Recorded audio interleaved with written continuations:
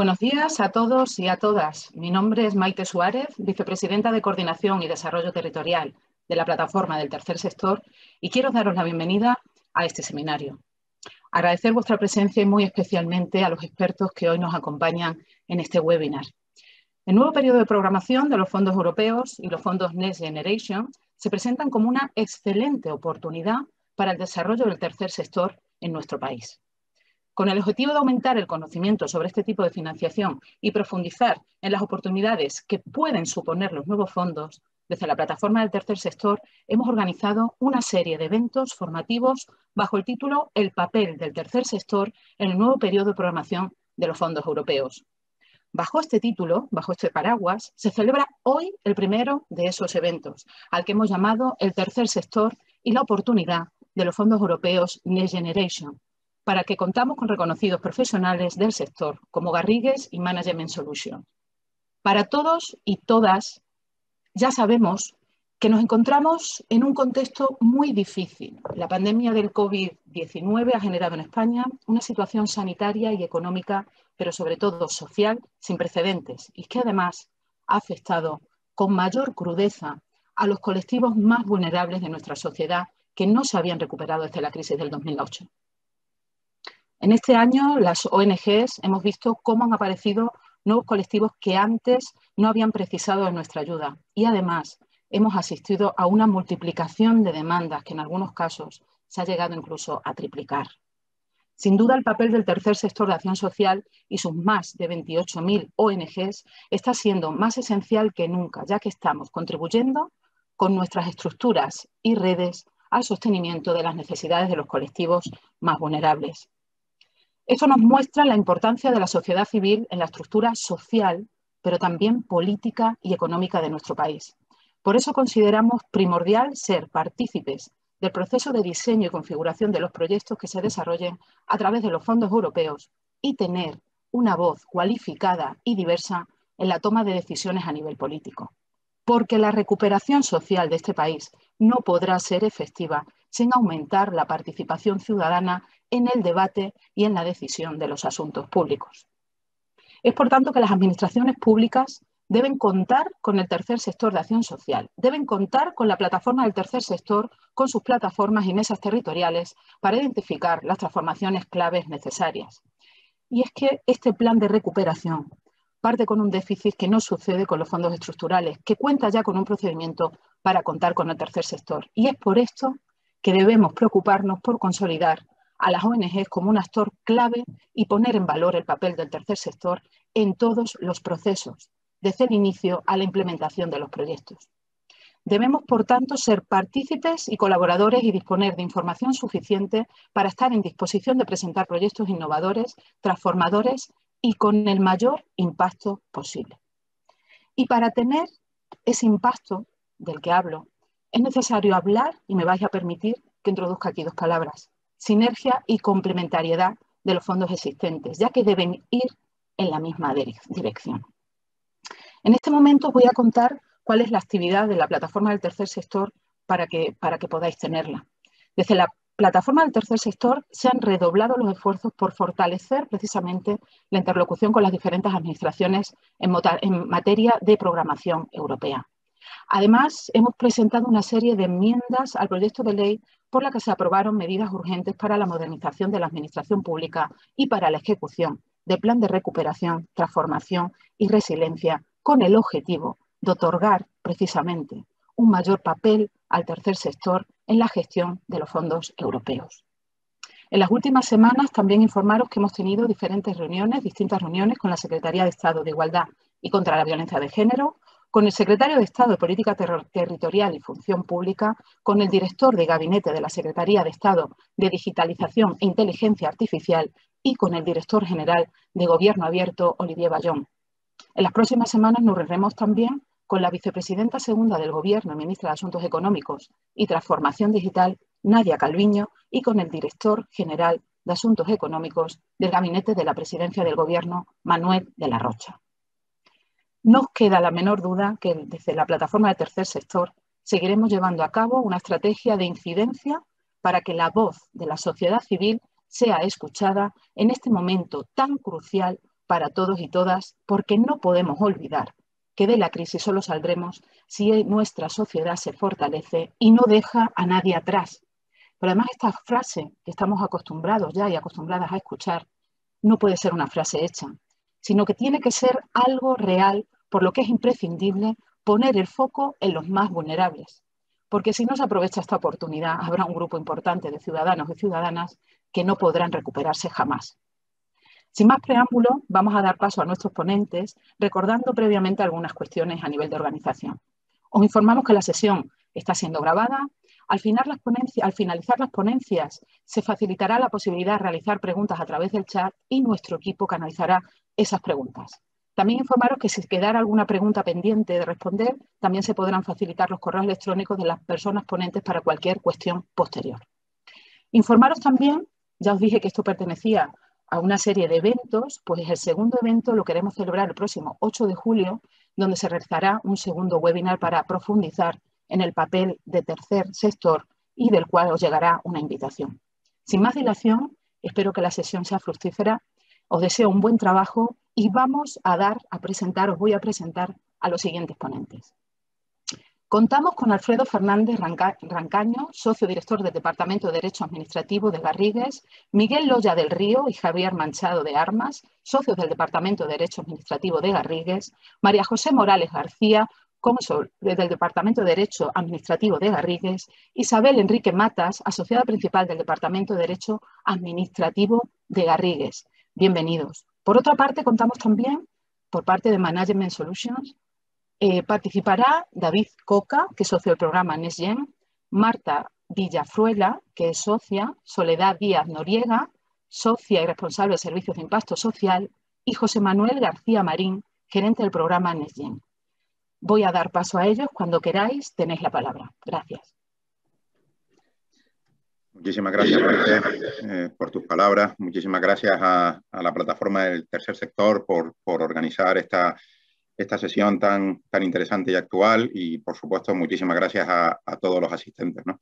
Es un placer para Garrigues y para Management Solutions poder estar aquí hoy, poder estar aquí en esta sesión, y desde luego en un día como hoy. Desde luego les puedo asegurar que no teníamos información privilegiada de ningún tipo cuando se escogió esta fecha para la convocatoria, y no imaginábamos que todos los periódicos en el día de hoy iban a tener en portada la aprobación del plan por parte de la Unión Europea, el informe favorable por parte de la Unión Europea. Y, vamos, esto demuestra por sí solo que este tema es de máxima actualidad. Llevamos ya varios meses con una trascendencia mediática del asunto muy relevante, como todos ustedes conocen, pero desde luego el hito que se alcanzó en el día de ayer es un hito absolutamente primordial dentro de todo el proceso. Todos ustedes saben que es un proceso que no ha estado exento de dificultades, empezando por la propia negociación del paquete de medidas, por así llamarlo, en el momento primigenio. Saben ustedes que los países llamados entonces frugales se opusieron a muchas de las medidas que finalmente se han acometido. Posteriormente hubo reticencias en algunos de los países, especialmente Polonia, y finalmente incluso algún tribunal alemán llegó también a paralizar el proceso. Bueno, todas estas dificultades afortunadamente se han salvado, y en el día de ayer precisamente, como les vengo anticipando, se llegó a uno de los hitos absolutamente primordiales y esenciales en todo el proceso, que es la aprobación del informe favorable por parte de la Unión Europea. Para tener la foto completa, solo les adelantaré que el único aspecto que queda pendiente es la aprobación stricto sensu del plan, pero se trata ya, sinceramente, de un placet absolutamente rutinario que debe adoptar el Consejo, muy posiblemente en su reunión del próximo 13 de julio, si no recuerdo mal, al menos para los países, para España, Portugal, Dinamarca, Grecia, los países en los que ya ayer se informó favorablemente por parte de la Unión Europea, y desde luego esperamos de verdad que haya ya pocas sorpresas y que efectivamente se confirme que se trata ya prácticamente de una aprobación estrictamente rutinaria por parte del Consejo. Estamos, por tanto, de enhorabuena, y estamos, por tanto, en un día muy importante. Saben ustedes, porque lo han leído porque este ha sido un tema absolutamente hipertrófico en prensa en los últimos meses, que estamos hablando de una cantidad de dinero muy importante. Por hablar de números gruesos, aunque luego podemos entrar sin duda al detalle, estamos hablando de 70.000 millones de euros en subvenciones a fondo perdido, y estamos hablando de una cantidad idéntica, otros 70.000 millones, hablando, insisto, en números gruesos, de crédito blando. Este segundo apartado, los créditos blandos, inicialmente España fue reticente a solicitarlos porque quería comprobar si en los mercados podía financiarse de manera más barata. Las últimas noticias que estamos leyendo y que están también publicadas en prensa, derivadas de declaraciones de varios ministros, parecen indicar que España está bastante cerca también de pedir estos 70.000 millones complementarios en crédito, ¿no? De manera que lo que hay ahora mismo sobre la mesa son los 70.000 millones de subvención a fondo perdido, y muy posiblemente, por los últimos estímulos que estamos escuchando de ministros, también se articule los 70.000 millones de créditos en los próximos meses. De estos 70.000 millones de subvenciones a fondo perdido, ya sabemos, y lo sabemos desde el día de ayer, que fue cuando se confirmó, que 19.000 millones van a tener lugar, van a transferirse, va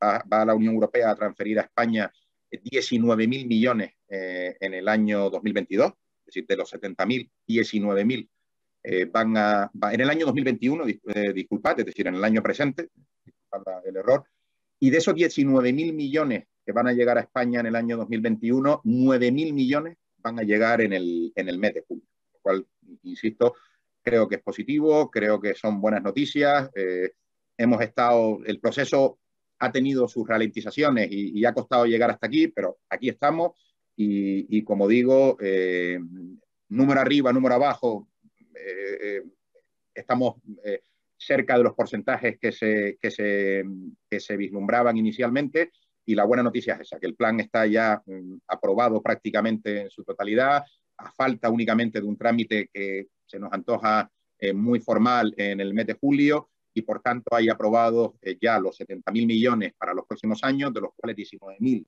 llegarán en el año actual y 9.000 en el mes de julio, ¿no? Lo cual aventura ya que las primeras convocatorias y los primeros movimientos llegarán posiblemente pues antes del verano algunos, y sobre todo ya a partir de septiembre se espera una buena hornada de convocatorias de subvenciones, de procedimientos de licitación que tengan como foco, como origen, los fondos Next Gen. Y en todo este contexto, esto es una buenísima noticia, desde luego, para España, como país y todas sus comunidades autónomas y todas sus regiones, pero también para España y para todos sus sectores. Pero también es una buenísima noticia para el tercer sector y para la plataforma del tercer sector, ¿no? Y lo decimos desde dos perspectivas, y luego David Cocas ahondará en este aspecto en su exposición. Lo decimos desde una perspectiva transversal u horizontal, si me permiten ustedes la expresión, y desde una perspectiva específica. Lo decimos desde una perspectiva transversal porque, como saben ustedes, el Plan Nacional, que es el instrumento que se aprobó ayer y que da cobijo a la transferencia de los fondos Next Gen, que tiene 4 ejes fundamentales sobre los que bascula prácticamente todos los objetivos estratégicos, todas las inversiones y todas las reformas que se recogen en el plan, ¿no?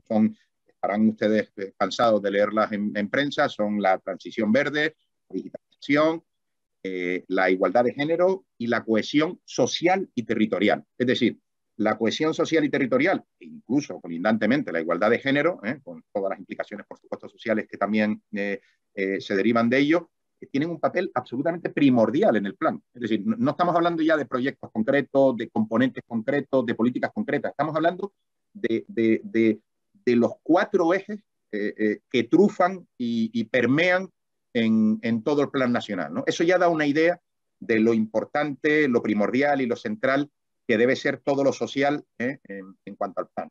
Pero más allá de esta transversalidad y de esta horizontalidad, lo cierto es que también hay componentes específicos, a los que luego David se referirá, como digo, de manera muy detallada, componentes específicos, esencialmente el 22 y el 23, a los que luego prestaremos atención, que están especialmente focalizados al aspecto social en su más amplia concepción, ¿no? Y a políticas de inclusión en su más amplia concepción, ¿no? Luego entraremos en detalle, ¿no? Por eso digo que si el país debe estar de enhorabuena por esta buena noticia, desde luego creo que el tercer sector y la plataforma del tercer sector deben ser actores absolutamente primordiales en todo este proceso, por la transversalidad del plan y por la especificidad de algunos de sus componentes que son prácticamente exclusivos en este sentido.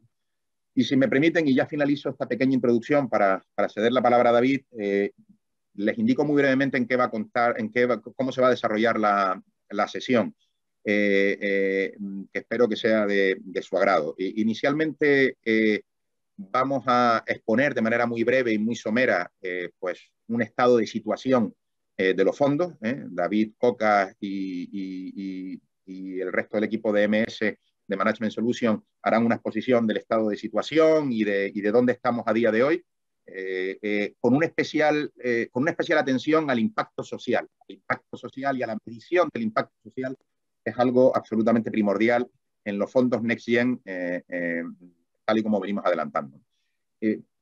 Yo intervendré también en esta presentación del estado de situación, pues para hablar un poco de los aspectos jurídicos esenciales pues del plan, la normativa que se ha aprobado, y seguro que un término que han utilizado, que han escuchado ustedes muchas veces, que está de mucha actualidad, que son los PERTES, ¿no?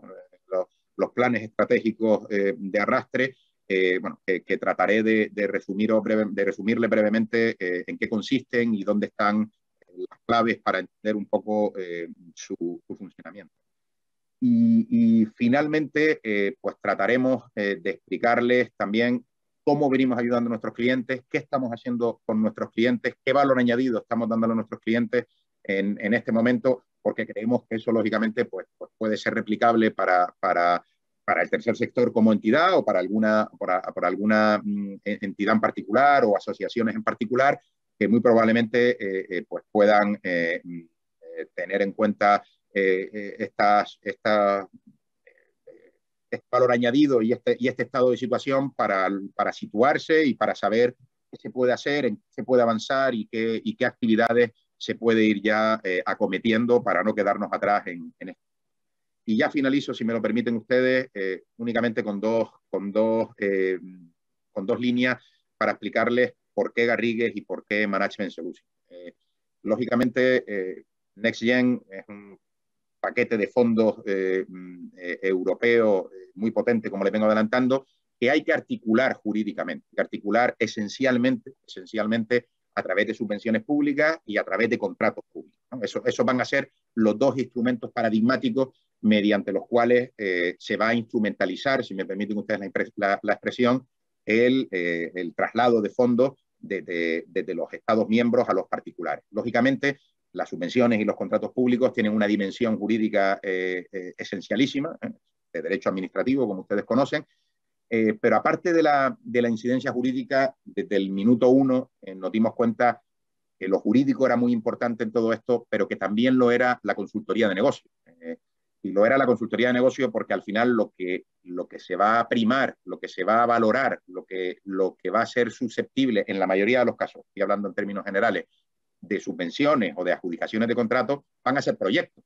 Y por tanto, el pergeñar esos proyectos, el diseño de esos proyectos y la implementación y ejecución de esos proyectos se erigen también en aspectos absolutamente primordiales en lo que es la configuración de asesoramiento a nuestros clientes. Entonces, desde el primer momento vimos claro que nuestro asesoramiento a nuestros clientes tenía que partir de este aspecto absolutamente multidisciplinar, y también vimos claro que nuestro socio de referencia en este aspecto era Management Solutions, porque tienen también nuestro mismo ADN. Ellos son un spin-off de Arthur Andersen. Saben ustedes que Garrigues tuvo también sus orígenes en su fusión con Garrigues Andersen ya hace bastantes años. Por tanto, tenemos el mismo ADN, somos prácticamente primos hermanos y tenemos pues la misma vocación por la excelencia y la misma manera de pensar y de enfocar los temas, ¿no? Vimos que nuestro socio natural eran ellos y, bueno, como les vengo adelantando, desde hace ya varios meses, 8 meses aproximadamente, venimos de manera intensa colaborando con entidades privadas y con administraciones públicas en todo lo que es el diseño, la implementación del proceso. Luego tendremos ocasión de decir alguna colaboración específica que estamos teniendo. Y máxime, como decía, con la experiencia que tiene también Management Solutions, que coordinan y dirigen junto con la Fundación Repsol y junto con la Universidad Pontificia Comillas la Cátedra de Impacto Social. Como venimos diciendo, es un tema absolutamente primordial en todo. Termino por donde empecé, agradeciéndoles la organización y su presencia y asistencia. Y si les parece, les cedo la palabra a David Pocas, socio de Management Solutions, especialista en NextGen, para que cuente un poco, como les vengo anticipando, el estado de situación y vayamos adentrándonos ya en lo que yo... Muchas gracias. Muy bien, pues creo que se me oye bien y que también se puede ver la pantalla que estoy proyectando, ¿correcto? De acuerdo. Entiendo que se me oye bien, ¿verdad?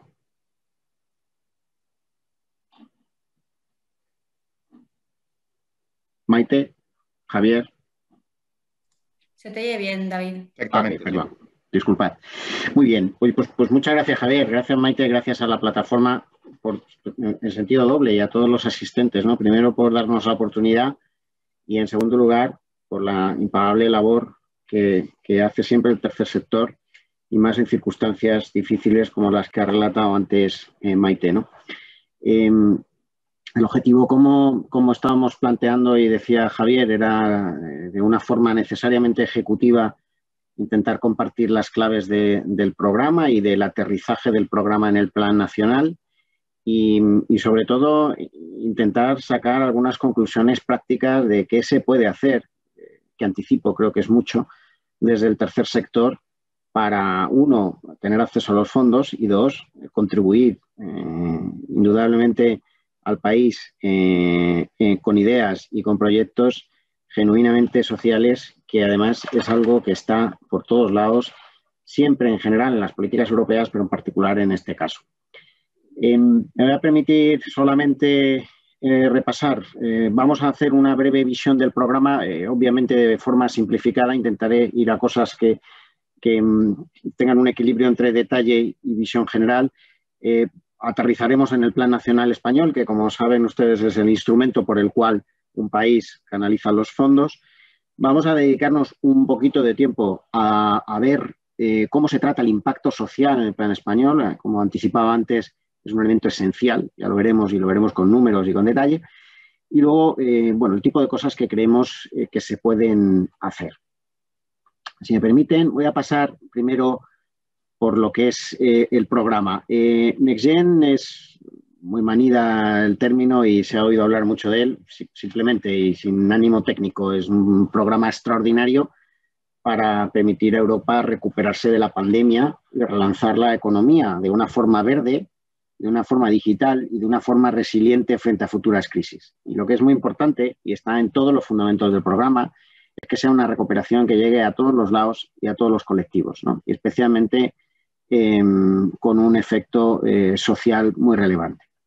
El programa está, como decía, articulado en planes nacionales. Como anticipaba mi colega Javier, tenemos ya una, podemos decir, preaprobación del nuestro, del Plan Nacional Español. España es el segundo país más receptor de fondos. Las cifras no son exactamente las que están aquí, no son 150.000, más bien 140.000, en fin, es un tema técnico porque el cálculo y el cómputo de la cifra que le toca a cada país es un asunto que tiene cierta technicality detrás, ya que depende de varias magnitudes macroeconómicas. En todo caso, podemos estar hablando en torno a 140.000, 150.000 millones, de los cuales también, para que ustedes hagan una idea, grosso modo, la mitad son ayudas a fondo perdido, que es por lo que nuestro gobierno optó prioritariamente, como por otro lado no podía ser de otra forma, y el resto en préstamos facilitados o préstamos blandos. NextGen aglutina a su vez 7 programas y esto hace, bueno, tampoco es muy relevante a efectos de entendimiento general, pero sí que es importante que lo más importante, el programa más relevante es el mecanismo de recuperación y resiliencia, que sí que se ha creado específicamente para esta circunstancia. Luego también suma fondos del programa REACT-EU, del Fondo de Transición Justa, Desarrollo Rural y otros, como ustedes pueden ver en pantalla. En total estamos hablando de, grosso modo, de nuevo, 750.000 millones, de los cuales, grosso modo, de nuevo, 150.000 le tocarían a España. Junto con Italia somos el mayor receptor.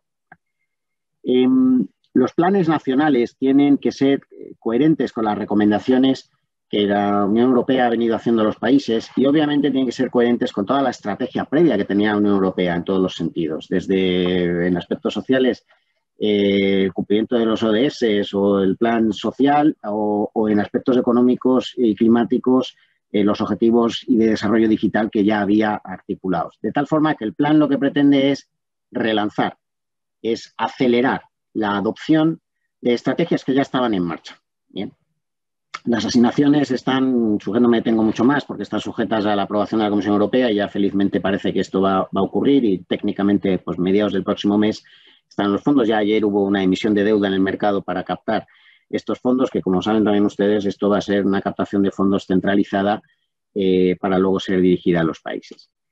Yo creo que sintetizando un poco el entendimiento del programa e incluso a riesgo de simplificar un poco, pero me parece que es destacable tres o cuatro cuestiones. La primera de todas es que esta es una aportación de fondos absolutamente extraordinaria, sin precedentes en lo que es un Multi-Annual Financial Framework. O sea, es una aportación de fondos muy, muy notable. En segundo lugar, y esta es otra característica importante que luego veremos que condiciona todo lo que se puede hacer ahora, los plazos son muy exigentes, más que nunca. Es verdad que venimos hablando desde mediados de julio del año pasado de los fondos, y es verdad que hemos tardado bastantes meses por motivos diversos, algunos de los cuales ha citado Javier, en tener, digamos, la aprobación definitiva. Pero lo que es muy relevante es que el programa aspira a que el 70% de los fondos, esos 750.000 millones, y lo que le toque alícuotamente a cada país, esté comprometido en proyectos concretos antes de fin de diciembre del 22. Es decir, nos quedan muy pocos meses, nos quedan 14, 15, 16 meses para poder tener 70% de los fondos comprometidos. Y eso es un requisito muy exigente, primero porque, como veremos un poquito más adelante, uno de los requerimientos para los proyectos es que sean creíbles, maduros, ejecutables dentro de los plazos del programa, pues obviamente tener el 70% de esos fondos comprometidos en tan poco plazo va a exigir primero, poner en valor muchos de los proyectos que ya estaban o incluso parcialmente iniciados o en el horno, y segundo, ajustar aquellos que no estuvieran del todo definidos para que sean suficientemente robustos y creíbles para que cumplan el requisito de recibir fondos. Entonces, la primera característica, muchos fondos. La segunda, muy poco tiempo. Históricamente nunca ha habido tan poco tiempo para asimilar tantos. Y la tercera, y es una dimensión especialmente importante yo creo en este foro, es que los objetivos del programa son muy ambiciosos. Son ambiciosos en términos de que tienen que contribuir a la transición verde y a la transición digital, y si esto no está ni muchísimo menos reñido, al revés, con la cohesión social y territorial, pero son muy ambiciosos en la medida que pretenden llegar a todos los colectivos y a todos los territorios, y especialmente a aquellos que más lo necesitan. Y esto es un objetivo muy ambicioso porque además, y como luego explicará mi socia Soledad, por desgracia, todavía no tenemos unos criterios de evaluación y de objetivación del impacto social absolutamente definidos. Está en el roadmap de la Unión Europea, igual que se ha hecho con la taxonomía verde, establecer una taxonomía social, pero aún así digamos que no tenemos todavía los criterios básicos para determinar cuándo un proyecto tiene o no tiene impacto social. Y como muy bien saben, hay muchas metodologías para hacer esta evaluación, pero hay, diría, poco consenso. Luego nos detendremos unos minutos en esto. Os parece un tema especialmente importante porque todo lo que no se mide es difícil de gestionar y, por lo tanto, medir es necesario para poner a la altura del resto de actividades también la actividad social. Y luego, con estos tres ingredientes, poco tiempo, mucho dinero y algunos objetivos relativamente difíciles de conseguir y medir, lo que sí que tenemos que tener muy claro es que se abren, y es muy sencillo, oportunidades de obtener ayudas, en el caso de España, prioritariamente a fondo perdido, para proyectos que cumplan con los requisitos.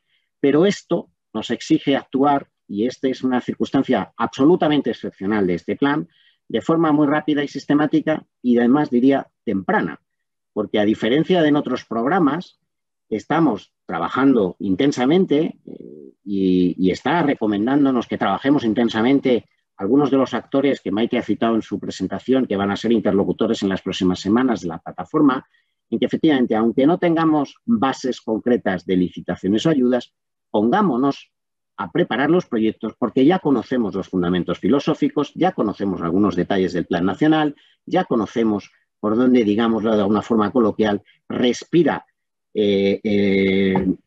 Europa, respira nuestro gobierno para que los proyectos sean genuinos. Por lo tanto, circunstancia excepcional es que, como consecuencia de esa restricción de tiempo, tenemos que darnos prisa en articular bien los proyectos para que no se trata de vestirlos, se trata de que sean verdaderamente proyectos genuinos que contribuyan a los ejes filosóficos del programa. Por lo tanto, hay oportunidades indudables. Esto lo está entendiendo así todo el mercado, todos los sectores. No es una cuestión, obviamente, de un sector o de otro. Aquí hay un impacto absolutamente transversal en la economía. Si me permiten, paso simplemente a darles unas pinceladas de lo que son los pilares básicos sobre los que se sustenta el plan. Me voy a detener en los que están marcados en rojo. De los 6 pilares que tiene el Mecanismo Europeo de Recuperación y Resiliencia, que es el instrumento verdaderamente novedoso, 4 de ellos tienen un componente absolutamente social. O sea, tiene que haber, por supuesto, transición verde, como decíamos antes, transición digital, y ya per se eso tiene una derivada social, indudablemente. Pero hay otros que tienen, que son pilares fundamentales que la Unión Europea exige que estén en todos los planes, y luego veremos cómo esto se ha recogido en el Plan Nacional, que tienen que ver con el crecimiento sostenible e inclusivo, que tiene que ver con la cohesión social y territorial, con la resiliencia sanitaria, económica, institucional y social, y con las políticas de próximas generaciones. Por lo tanto, solamente decirles que el sabor asocial siempre está presente en la Unión Europea, cada vez más, y en este caso no es una excepción. Permítame también que me detenga 2 minutos en cuáles son algunos de los criterios importantes. Como les decía antes, todavía no tenemos bases de convocatoria de ayudas o subvenciones, pero ya tenemos muchas reglas, principios, directrices, interpretaciones y elementos que ya nos permiten saber, déjenme decirlo así, orientativamente, 80% por dónde van a ir los tiros. De los planes nacionales, y el nuestro así lo tenía, porque de hecho ha sido preaprobado, como citaba antes Javier, tiene que, obviamente, estar alineado con las recomendaciones de la Comisión. Aquí hay muchos elementos de reforma que tienen que ser implementados para que podamos aplicar los fondos. Tienen que contribuir a la transición verde y digital. Tienen que tener un impacto duradero y estructural. Este es un tema esencial. No podemos hacer gasto, tiene que ser inversión. En ese sentido, hay obviamente espacio para el gasto, para proyectos de corte social que tengan un componente, déjenme decirlo, más de gasto, pero hay que buscar la filosofía de la inversión. Y esto está muy alineado con la inversión de impacto social y con otras cuestiones que luego comentará mi compañera, ¿no? Tiene que contribuir a reforzar el crecimiento, la creación de empleo y llegar a todos los colectivos, porque como muy bien decía al inicio nuestra anfitriona, no hay posibilidad de desarrollo si este no es equitativo, proporcional. Y el coste de los proyectos ha de ser razonable, tienen que tener sentido, estas son cuestiones también un poco obvias, y luego tiene que ser absolutamente coherente con todas las estrategias previas. Y por supuesto, y más aún en el contexto en el que han nacido los fondos, hay que asegurar la implementación efectiva y hay que asegurar el control, la diligencia y el rigor, como no puede ser otra forma, en la administración de los fondos. Me detengo un poquito más solamente en poner los tiempos. Yo creo que simplemente se habló inicialmente del programa en julio del año pasado. En abril, tras varios retrasos, se presentó nuestro plan. Ayer mismo parece que se preaprobó. En fin, el Plan Nacional de Recuperación y Resiliencia, el PNRR, que eran es una ensalada de cifras y de letras en algunos casos, de las que ruego disculpen, pero el Plan Nacional es el instrumento que va a desencadenar toda la posterior emisión de bases de convocatorias. Como citaba antes también Javier, nuestra ley de presupuestos ya tiene una consignación presupuestaria relevante desde hace tiempo para poder atender los fondos europeos. Y luego el programa fundamentalmente tendrá que estar comprometido entre los años 22 y 23. Pues les recuerdo, el 70% de los fondos, que son muchos, tiene que estar con un nombre y apellido de a qué proyecto concreto van en finales del año 2022 y el 100% en el 2023, para que estén ejecutados luego los proyectos, que es otra condición en el marco de los 5 años de duración del plan. Bien, estos son un poco los tiempos. Si nos vamos un poco al plan nacional, nuestro plan, ¿no? Nuestro plan, que empezó siendo un documento denominado España Puede en octubre del año pasado y que ha ido evolucionando. Es un documento de 2000 y pico hojas, donde hay, lógicamente, mucha información. Obviamente, todavía queda por interpretar en muchos casos la información y, como decía, hay que esperar a que las bases de convocatoria se produzcan. Pero nuestro plan tiene, de nuevo, grosso modo 70.000 millones. Aquí está puesto 80.000 por el motivo que antes les comentaba. Una parte viene en lo más relevante del mecanismo de recuperación. Y tiene esos 4 ejes que no me reitero en ellos, que también ha citado Javier. Y nuestro plan está articulado en 10 políticas que están citadas y vistas en la pantalla, y que a su vez se desagregan en 30 componentes y en un número mucho mayor de proyectos o de inversiones.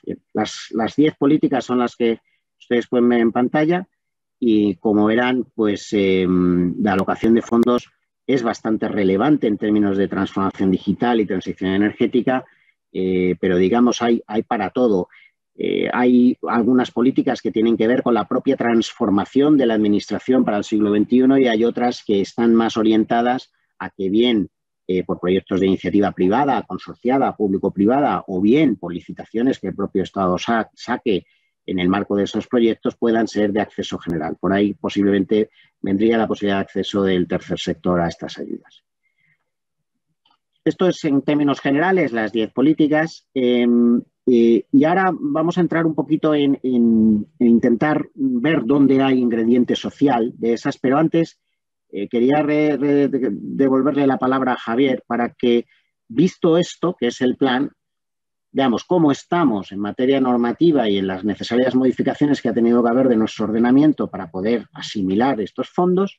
Y luego también, si nos permiten, compartir con ustedes cómo vemos que se está moviendo, déjenme usar el término mercado en general, pero como los distintos sectores, qué se está haciendo, qué se cuece en la calle sobre este asunto en las empresas, en las fundaciones, en las universidades, y les compartimos esa visión para ya entrar de lleno en la parte de impacto social. Javier, si te parece, te cedo la palabra para el contexto normativo. Muchísimas gracias, David.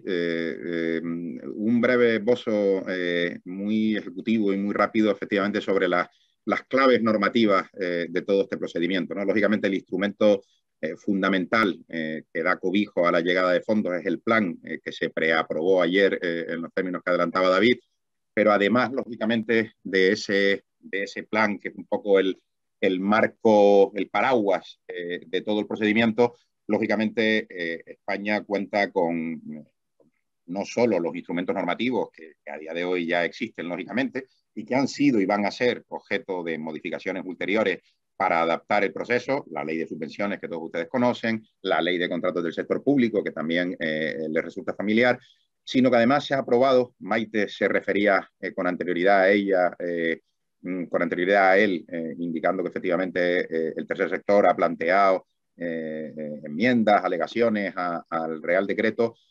También existe un paraguas normativo fundamental, que es el Real Decreto Ley 36/2020, de modernización de la administración y de ejecución del Plan Nacional. Básicamente es una norma muy diversa y que regula varios aspectos. Como claves fundamentales, yo les diría que por un lado está la simplificación administrativa. Se ha hecho, el proceso lo conocemos bien porque les anticipo muy brevemente, junto con otros despachos hemos colaborado con la COE en la redacción y mejora del texto. La COE era la interlocutora del gobierno en todo este proceso y junto con otros despachos, como les digo, hemos tratado de aportar nuestro granito de arena para la mejora de este instrumento normativo, ¿no? Y como les digo, este instrumento normativo tan diverso, pues las características fundamentales son que pretende la simplificación administrativa, los procedimientos de subvenciones Next Gen, de contratos Next Gen, se declaran urgentes y de despacho prioritario, se reducen plazos, se eliminan cuellos de botella, Es decir, se realizan una serie de reformas normativas cuyo propósito esencial, lógicamente, es acelerar los procesos en la urgencia que antes anticipaba David, ¿no? Es decir, si ya estos procesos son siempre complicados y ya tenemos experiencias bastante negativas, lamentablemente, en los anteriores fondos, porque son procesos que hay que ser rápidos, lógicamente, para poder captar todos los fondos. En este caso concreto hemos tratado de anticiparnos a esta dificultad y al menos se han llevado a cabo desarrollos normativos tendentes a que los plazos y los procesos sean lo más cortos y lo más ejecutivos posible, en el entendimiento de que efectivamente hay una máxima que posiblemente sea objeto de modificación, posiblemente, no lo sabemos tampoco, que es la de que el 70% de los fondos tienen que estar comprometidos en 2022, ¿no? Lo cual es lógicamente pues un objetivo muy ambicioso. La simplificación administrativa, como les decía. Otro aspecto absolutamente esencial del Real Decreto es que se crean los PERTE, los proyectos estratégicos de transformación y recuperación. Ahora hablaremos brevísimamente de ellos para que tengan ustedes ligeras pinceladas. Se crean las estructuras de gobernanza del plan. La Comisión para la Recuperación, Transformación y Resiliencia es el órgano que dirige y coordina el plan. Y se me antoja también tremendamente importante, ayer lo decía el presidente del Gobierno en la rueda de prensa que tuvo lugar tras la preaprobación del plan, se me antoja un organismo esencialísimo en todo el proceso, la conferencia sectorial, que lógicamente aúna a todas las comunidades autónomas y todas las sensibilidades autonómicas, ¿no? Aquí las comunidades autónomas, lo decía el presidente ayer, que de hecho decía que creo recordar que en el mes de julio va a convocar a todos los presidentes de comunidades autónomas para aunar voluntades y para dirigir de forma coordinada todo el proceso. Las comunidades autónomas, les decía, tienen un papel absolutamente primordial. Aquí vamos cambiando de estímulos prácticamente a diario, pero hablando también en número grueso, si me permiten ustedes la expresión, desde el origen del proceso hasta ahora, lo que venimos escuchando es que las comunidades autónomas van a asignar y van a ser decisivas y decisorias en al menos el 50% de los fondos. Por tanto, el tema autonómico es un tema primordial. Está un poco menos claro, ha habido declaraciones de todo tipo, el tema de los ayuntamientos, pero desde luego el de las comunidades autónomas se nos antoja esencial, ¿no? Y dentro de esta esencial protagonismo por parte de las comunidades autónomas, lógicamente la conferencia sectorial del plan es el organismo que debe instrumentalizar, lógicamente, esa coordinación por parte autonómica, ¿no? Hay otros muchos organismos, pero este, desde luego, a nosotros se nos antoja esencialísimo. Están pendientes de aprobar los planes estratégicos ministeriales. Si me permiten ustedes la analogía, pues son una especie de subplanes que desarrollan al plan nacional dentro de cada ministerio, con los objetivos de cada ministerio, las inversiones de cada ministerio y los siguientes pasos que cada ministerio debe realizar. Están pendientes de aprobarse. Había un plazo bastante perentorio que no se ha cumplido, pero se espera que en los próximos meses, lógicamente, empiecen a aflorar ya estos planes estratégicos ministeriales que van a dar muchas pistas, más allá de lo que ya conocemos en cuanto a objetivos estratégicos, inversiones y reformas por parte del plan, ¿no? Van a dar muchas pistas de la alocación concreta en el seno de ministerios específicos, ¿no? Aunque ya hay incluso en la web de los ministerios varias diapositivas y documentación de la que se desprende cómo va a afectar cada uno de los componentes del plan a cada ministerio en particular, ¿no? Y qué protagonismo va a tener, ¿no? Y también es un tema importantísimo, luego también hablaremos de ello si quieren, un tema importantísimo, yo lo adelantaba al principio y lo es para el tercer sector y para la plataforma del tercer sector específicamente, que se regula específicamente la agrupación de entidades, la agrupación de personas físicas y jurídicas. Esto ya está, como ustedes conocen perfectamente, previsto en la ley de subvenciones y en la ley de contratos, con la figura de las UTEs, como ustedes conocen también perfectamente, pero la buena noticia es que se le da un protagonismo esencial dentro del Real Decreto Ley a la posibilidad de agruparse. De hecho, los estímulos que estamos escuchando tanto del gobierno como por parte de la COE, Manuel de la Rocha lo ha dicho ya, Maite lo comentaba antes en varias de sus conferencias, que el efecto agrupación demuestra por sí mismo ya el efecto tractor y el efecto colectivo del proyecto, y por tanto es algo que la propia ley está dándole un protagonismo esencial y que va a ser absolutamente crucial a la hora de otorgar estos fondos, ¿no? El efecto agrupación de personas físicas y jurídicas como solicitantes. De hecho, habrán visto ustedes que en algunas de las manifestaciones de interés que el gobierno ha lanzado para testar un poco el mercado y qué proyectos serían susceptibles de solicitar estas ayudas, incluso en alguna de ellas se ha llegado a exigir que la presentación de proyectos tenga un número mínimo de empresas, 5 si no recuerdo mal, ¿no? Con lo cual el aspecto colectivo de agrupación, asociativo, si me permiten ustedes la expresión, es también un aspecto absolutamente primordial dentro de los fondos Next Gen.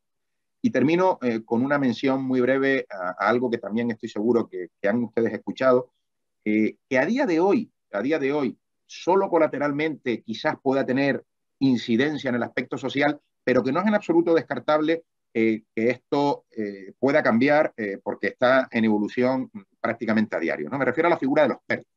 Inicialmente los PERTE, parecía que lo que no fuera PERTE no iba a ser objeto de Next Gen. Hoy ya se sabe que eso no va a ser así, que los PERTE van a ser habas contadas, y que lógicamente los PERTE serán susceptibles de financiación de fondos Next Gen, estatal y autonómica, pero con tanta o más importancia que los PERTE, pues van a tener los proyectos que no son PERTE, ¿no? ¿Qué son los PERTE? Son proyectos estratégicos con gran capacidad de arrastre para el crecimiento económico, para el empleo, para la mejora económica en definitiva, ¿no? Se articulan como una fórmula de colaboración entre el sector público y el sector privado, que serán desarrollados ulteriormente. La ley, el Real Decreto Ley habla de cualesquiera formas previstas en el ordenamiento jurídico, esencialmente van a ser desarrolladas según la información de que disponemos, y además son los elementos naturales previstos en el ordenamiento a través de convenios y de consorcios. Es decir, los PERTE normalmente, en general, se van a desarrollar a través de convenios y de consorcios, y los PERTE van a tener que ser aprobados por acuerdo del Consejo de Ministros, a propuesta del ministerio correspondiente. Va a haber un registro de PERTE que debería haberse creado ya hace varios meses, hace 3-4 meses, pero a día de hoy no existe ese desarrollo reglamentario y el registro de PERTE no se ha creado. Y en ese registro de PERTE todas las entidades públicas y privadas van a poderse inscribir. No hay discriminación ni sesgo de ningún tipo. Todas las entidades que entiendan que pueden aportar algo a ese PERTE concreto se pueden inscribir. No hay tampoco elemento negativo en inscribirse. Otra cosa es que el inscribirse no siempre, en todos los casos, da lugar a algún tipo de subvención o de contrato, ¿no? Eso hay que verlo caso por caso, y además es objeto del desarrollo que se encuentra pendiente, como les vengo anticipando. Va a haber una sección en el registro por cada uno de los PERTE, ¿no? ¿Y de qué estamos hablando cuando hablamos de estos PERTE? Bueno, como les decía, este tema todavía está absolutamente en evolución, pero a día de hoy los PERTE son habas contadas, como les anticipaba. Va a haber un PERTE de vehículo eléctrico para baterías y para electrolineras. El presidente del gobierno ya lo ha anunciado. Va a haber otro PERTE agroalimentario para la sostenibilidad y trazabilidad digital. Va a haber otro PERTE de inteligencia artificial, el fomento del español como desarrollo de la inteligencia artificial, el nombre del PERTE. Va a haber otro PERTE, que es en el que yo decía que posiblemente de forma incidental al menos todo lo social puede tener incidencia, aunque está más orientado al aspecto sanitario stricto sensu, si me permiten ustedes. Va a haber otro PERTE, les decía, de salud. Va a haber otro PERTE de renovables con especial incidencia en el hidrógeno verde. Y finalmente va a haber un PERTE aeronáutico para el fomento de drones y navegación no contaminante. Y también se va a prestar especial incidencia, o sea, no están definidos a día de hoy como PERTE, pero se le va a prestar especial atención, posiblemente puedan llegar a ser PERTE, los proyectos transnacionales de cloud, de satélites, de microprocesadores, de baterías o de corredores de vehículo eléctrico transfronterizo. Estos son a día de hoy, como les decía, los PERTEs que están sobre la mesa. No significa que no vaya a haber más, no significa que estos no se vayan a modificar, no significa que De hecho, ese puede ser posiblemente, si no lo ha venido siendo, uno de los aspectos en los que el tercer sector y la plataforma puede de alguna manera focalizarse o focalizar algunas de sus energías para que alguno de los PERTE tenga ese cariz. Pero como digo, en absoluto son excluyentes, se permite la inscripción de cualquier empresa, cualquier entidad física o jurídica que entienda que aporta algo a estos PERTE y, como digo, en modo alguno son números clausus y se puede ir evolucionando. Estos son los que tenemos a día de hoy sobre la mesa, lo que no obsta, como digo, para que en un futuro podamos tener otro. Y estas son básicamente, por no darle demasiados tecnicismos ni ponernos demasiado pesados, si me permiten la expresión, con los aspectos jurídicos, estas son las líneas esenciales de los aspectos jurídicos, ¿no? Estoy viendo una pregunta ahora mismo que dice ¿dónde hay que escribirse? Hay que escribirse en el registro de PERTE, registro que debería haber sido creado mediante desarrollo reglamentario hace 3 meses aproximadamente, pero que a día de hoy no ha sido creado. Por lo tanto, todavía no hay prisa porque no hay donde inscribirse. El registro de PERTE está pendiente de ser desarrollado, pendiente de ser creado, de hecho, no existe como registro físico, bueno, ni físico ni telemático, es decir, no está creado todavía, está prevista su creación, pero no está creado y por tanto una vez se cree es donde habrá que inscribirse en las secciones en las que nos sintamos cómodos o creamos que podamos aportar algo. De hecho, la memoria explicativa que los ministerios tienen que aprobar para cada PERTE tiene también que decir cuáles son los requisitos que las empresas privadas deben reunir para poderse inscribir en esos PERTE. O sea que es importante que tengan esto en el radar, pero también es verdad que es importante que tengan claro que todo esto está todavía pendiente de desarrollo reglamentario y la letra pequeña, que es la importante al final en este aspecto concreto, está todavía pendiente de ser diseñada. Entonces, bueno, termino y vuelvo a hacer la palabra a David y a Soledad y a Marta, que yo creo que van a terminar un poco con todo el aspecto del impacto social y la medición del impacto social, para después anticiparles un poco cómo estamos ayudando nosotros a nuestros clientes a día de hoy. Le cedo la palabra a David nuevamente. Gracias Javier.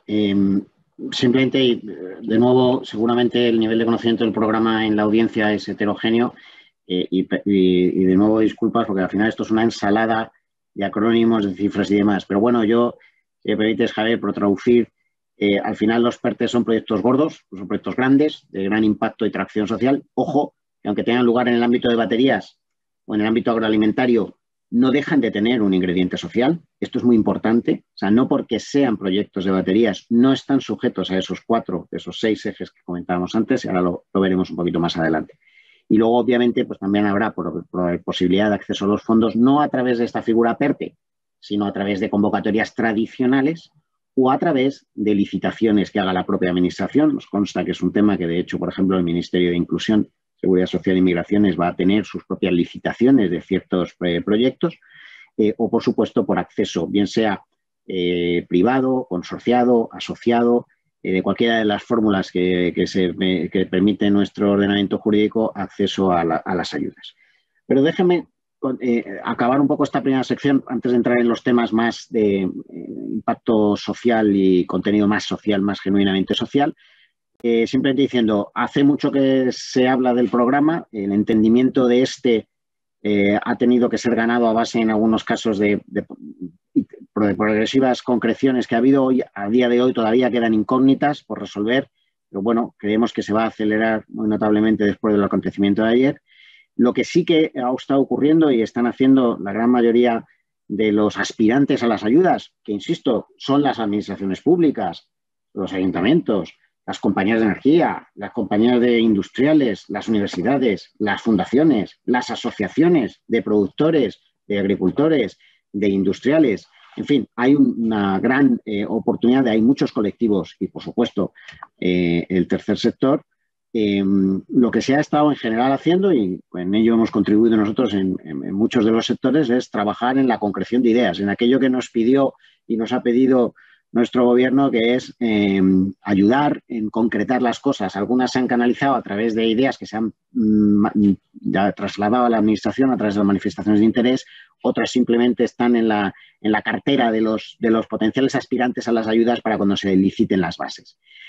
Pero otra cuestión que es muy importante que hemos observado y de la que estamos convencidos es que hay una preocupación, sea en el sector privado o público, por evidenciar ese impacto económico y social. Nos consta también, además, que hay alguna iniciativa gubernamental en materia de anticipar un sello social o algo similar. Sería una grandísima y buenísima ocasión para que, aunque fuera de una forma sintética, abreviada, pudiéramos empezar a utilizar este instrumento de sello social como una homologación del componente social que puedan tener los proyectos, y hay voluntad y capacidad en el gobierno para poder llevarlo a cabo. Ojalá encuentren el tiempo para poder hacerlo.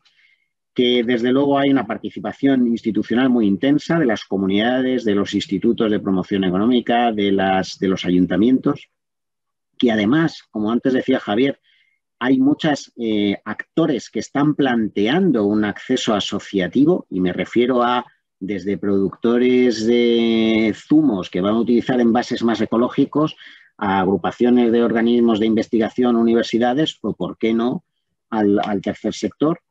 Que el acceso a los fondos hay que ser creativo, porque hay muchas fórmulas de acceder a los fondos. Obviamente la primera es ser beneficiario de la ayuda por pedir la subvención. Hay otra fórmula que es tener más actividad porque haya licitaciones públicas.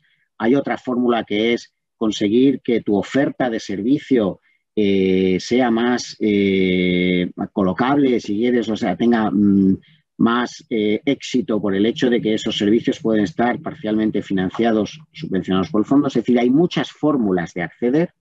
Y luego también, aunque esto es un tema quizás de menor importancia en este foro, es importante entender que el programa es europeo y que lo mismo que ocurre en España está ocurriendo de forma razonablemente similar en otros países, de tal forma que enfoques de ámbito paneuropeo son interesantes.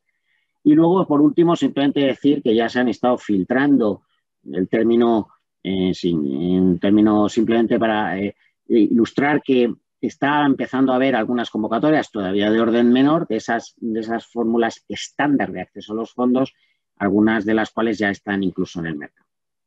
Pero para terminar esta radiografía de NextGen, yo creo que esperamos que haya dado una visión general. Me voy a permitir saltar rápido al siguiente apartado, en el que lo que pretendemos es intentar aterrizar un poquito más el impacto social en el plan español. Déjenme primero. Esta ilustración se ve pequeñita, pero es una síntesis de esas palancas o políticas, esas 10 políticas que citaba antes, y de los 30 componentes que es la estructura, la espina dorsal de nuestro plan nacional. Perdónenme, muy pequeñito también se puede ver el nivel de fondos o de inversión. En esa tabla, que es una visión global del plan, hemos tratado, y siguiendo lo que el propio plan dice, de ver en qué medida esas distintas políticas y componentes contribuyen a los pilares del mecanismo de resiliencia que antes les citaba. Es decir, contribuyen a la transición ecológica, a la digital y a los otros 4 pilares que son muy sociales: crecimiento sostenible, inclusivo, cohesión social y territorial, resiliencia sanitaria, económica, institucional y social, y políticas para las próximas generaciones. Como ustedes pueden ver aquí, una parte muy relevante de los componentes tienen de alguna u otra forma contribución a estos 4 ejes. Por lo tanto, no solo aquellos componentes que ya me anticipo a lo que diré ahora, que sean exclusivamente, digamos, de carácter social puro, como son el componente 22 y 23, ahora los vamos a repasar un poquito, que estos son genuinamente de labor fundamentalmente social, tienen que ver con la nueva economía de los cuidados y las políticas de empleo, en concreto el plan de choque para la economía de los cuidados y refuerzo de las políticas de inclusión, y las nuevas políticas públicas para un mercado de trabajo dinámico, resiliente e inclusivo. ¿Vale? Una parte muy relevante de los fondos, grosso modo 5.000 y pico, 6.000 millones, una parte muy importante está asignada a estos componentes. Pero lo que me parece también destacable es que todo el resto de componentes, aunque algunos tengan que ver con energía renovable, con economía circular, con impulso a la pyme, con digitalización, tienen en su definición un componente social, y es de esperar en las bases de licitación que desarrollan estos componentes, el ingrediente social sea un ingrediente importante para su elegibilidad. Creemos que sería, como he dicho antes, una grandísima ocasión para poder tener algún instrumento de homologación y de objetivación de la contribución social, no solo en creación de empleo directo, indirecto, inducido, sino también de que esa creación de empleo, por ejemplo, pudiera venir en ciertos colectivos en régimen de exclusión. Nos parece, por lo tanto, que el mensaje es que tenemos el ingrediente social por todos lados. Es verdad que no tenemos todavía los métodos, los criterios absolutamente bendecidos por la Unión Europea de lo que significa impacto social, pero bueno, el programa ha venido cuando ha venido y nos toca lidiar con ello, pero hay una oportunidad extraordinaria de que verdaderamente podamos intentar hacer algún ejercicio, porque desde luego en la filosofía del plan están los ingredientes sociales y queremos pensar que también estarán en la praxis del plan. Solamente quédense con la idea de que el 100% de los componentes tienen algún ingrediente social, de que una parte de casi la mitad tiene el contenido social como prioritario y de que hay un 7, un 8, un 10% que son exclusivos, que son contenidos sociales relativos a inclusión. Por lo tanto, la cuestión es, hay espacio, ¿no? El reto es, y luego lo veremos, cómo conseguimos que eso acabe en la práctica respondiendo al objetivo genuino de conseguir esa cohesión social y territorial. Vamos a entrar ahora, y voy a hacer la palabra a José Manuel, vamos a entrar ahora en repasar, si nos permiten, estos dos componentes, 22 y 23, de forma necesariamente simplificada y quizás en algún otro momento haya ocasión de profundizar en estos capítulos. Y voy a permitir pasar la palabra a José Manuel para revisar un poquito en qué consisten estos dos componentes y sus inversiones asociadas. José Manuel, por favor. Buenos días y muchas gracias por la invitación, en primer lugar. Bueno, los dos principales, como comentaba David, componentes de ámbito eminentemente social, que son el componente 22 y el componente 23 del Plan Nacional.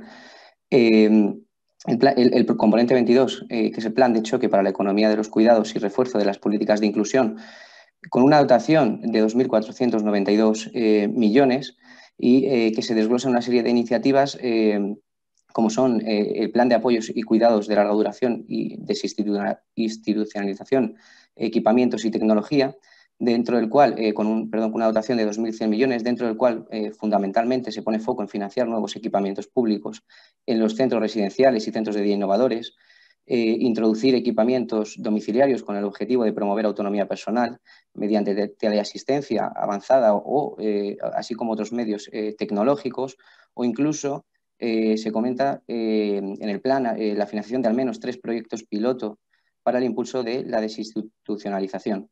Y como ejemplo incluso se pone algún proyecto para la transformación de apoyos y cuidados de larga duración a personas con discapacidad en el cual ha participado alguna organización del tercer sector. Este primer punto, además, tiene una componente, al hilo de lo que comentaba también Javier y David, muy importante en las comunidades autónomas, ya que hasta el 89% de esta dotación han sido proyectos propuestos por las propias comunidades autónomas. El segundo punto, que es relativo al plan de modernización de los servicios sociales, transformación tecnológica, innovación, formación y refuerzo de la atención a la infancia, con una dotación de 899 millones, fundamentalmente enfocado en la transformación tecnológica y digitalización de los servicios sociales, también con una componente muy importante de participación en la propuesta de proyectos de las comunidades autónomas hasta un 75%. El tercer punto de este componente, que es España, país accesible, con una dotación de 157 millones, principalmente enfocado en la mejora de la accesibilidad cognitiva y accesibilidad en edificios públicos. Hasta un 67% de esta dotación se menciona que irá destinada a la mejora de la accesibilidad en edificios públicos, tales como ministerios, servicios sanitarios, espacios y vehículos de transporte público, y una parte muy relevante también del presupuesto asignado a la accesibilidad de páginas web y aplicaciones móviles de la Administración General del Estado. El cuarto punto, que es el plan España te protege contra la violencia machista, con una dotación de 153 millones de euros, y donde fundamentalmente podemos resaltar el fortalecimiento de los servicios de atención y protección a las víctimas y refuerzo de centros de asistencia integral 24 horas en todas las provincias, con atención presencial, telefónica y telemática. El quinto punto, que es el incremento de la capacidad y eficiencia del sistema de acogida de solicitantes de asilo, con una dotación de 190 millones de euros, y donde fundamentalmente se pone foco en el aumento de la capacidad de acogida del sistema, incrementando la participación directa del Estado y, adicionalmente, potenciar los sistemas de información para agilizar la asignación de plazas. El componente 23, relativo a nuevas políticas públicas para un mercado de trabajo dinámico, resiliente e inclusivo, con 2.363 millones de euros, se descomponen en 7 palancas, de las cuales, por mencionar, la primera es el empleo joven, con 765 millones de euros, principalmente enfocado a seguir potenciando el modelo de escuelas-taller, con foco en ámbitos de transición ecológica, economía verde, digitalización de servicios e incluso la cohesión social, con foco en la atención a la dependencia y colectivos vulnerables. Adicionalmente, también primeras experiencias profesionales en administraciones públicas o plan para el empleo de personas jóvenes investigadoras y tecnólogas. El segundo punto, relativo al empleo, mujer y transversalidad de género en las políticas públicas de apoyo a la activación del empleo, con 105 millones, principalmente pone foco en mejorar la capacitación de las mujeres para incrementar su participación en actividades económicas de la zona y, adicionalmente, en la formación e inserción de mujeres víctimas de violencia de género y violencia sexual, con compromiso de contratación. El tercer punto, adquisición de nuevas competencias para la transformación digital, verde y productiva, con 434 millones de euros y con foco principal en la recualificación del sector del turismo, formación con el compromiso de contratación e incluso formación en personas en ERTE. El cuarto punto, relativo a nuevos proyectos territoriales para el reequilibrio y la equidad, con 555 millones de euros, donde principalmente se pone foco en colectivos especialmente vulnerables, con proyectos de contratación de parados de larga duración, proyectos de apoyo a la autonomía de las personas con discapacidad y también se pone foco en el emprendimiento y las microempresas, que incluso nos hacían alguna pregunta relativa a este ámbito, que no solo se mencionan en estos componentes a los autónomos, a las pymes, a las microempresas, sino que son mencionados en muchos de los componentes del plan, pero que incluso en estos componentes eminentemente sociales también son mencionados y tienen un apartado específico y una dotación específica. El quinto punto, de gobernanza e impulso a las políticas de apoyo para la activación del empleo, con 105 millones de euros, y donde principalmente se pone foco en implantar una red de centros públicos de orientación, emprendimiento, acompañamiento e innovación para el empleo, para apoyar al Sistema Nacional de Empleo y también fortalecer un plan de formación al personal del Sistema Nacional de Empleo.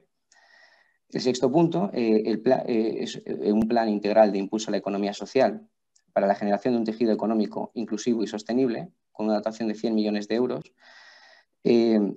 con foco principalmente en la transición sostenible e inclusiva de empresas y colectivos en situación de vulnerabilidad. Y también con foco en la conversión de empresas en fórmulas empresariales de economía social, como cooperativas y sociedades laborales, gestionadas por sus trabajadores y trabajadoras. Y por último, el séptimo punto, fomento del crecimiento inclusivo mediante la vinculación de las políticas de inclusión social al ingreso mínimo vital, con una dotación de 298 millones de euros.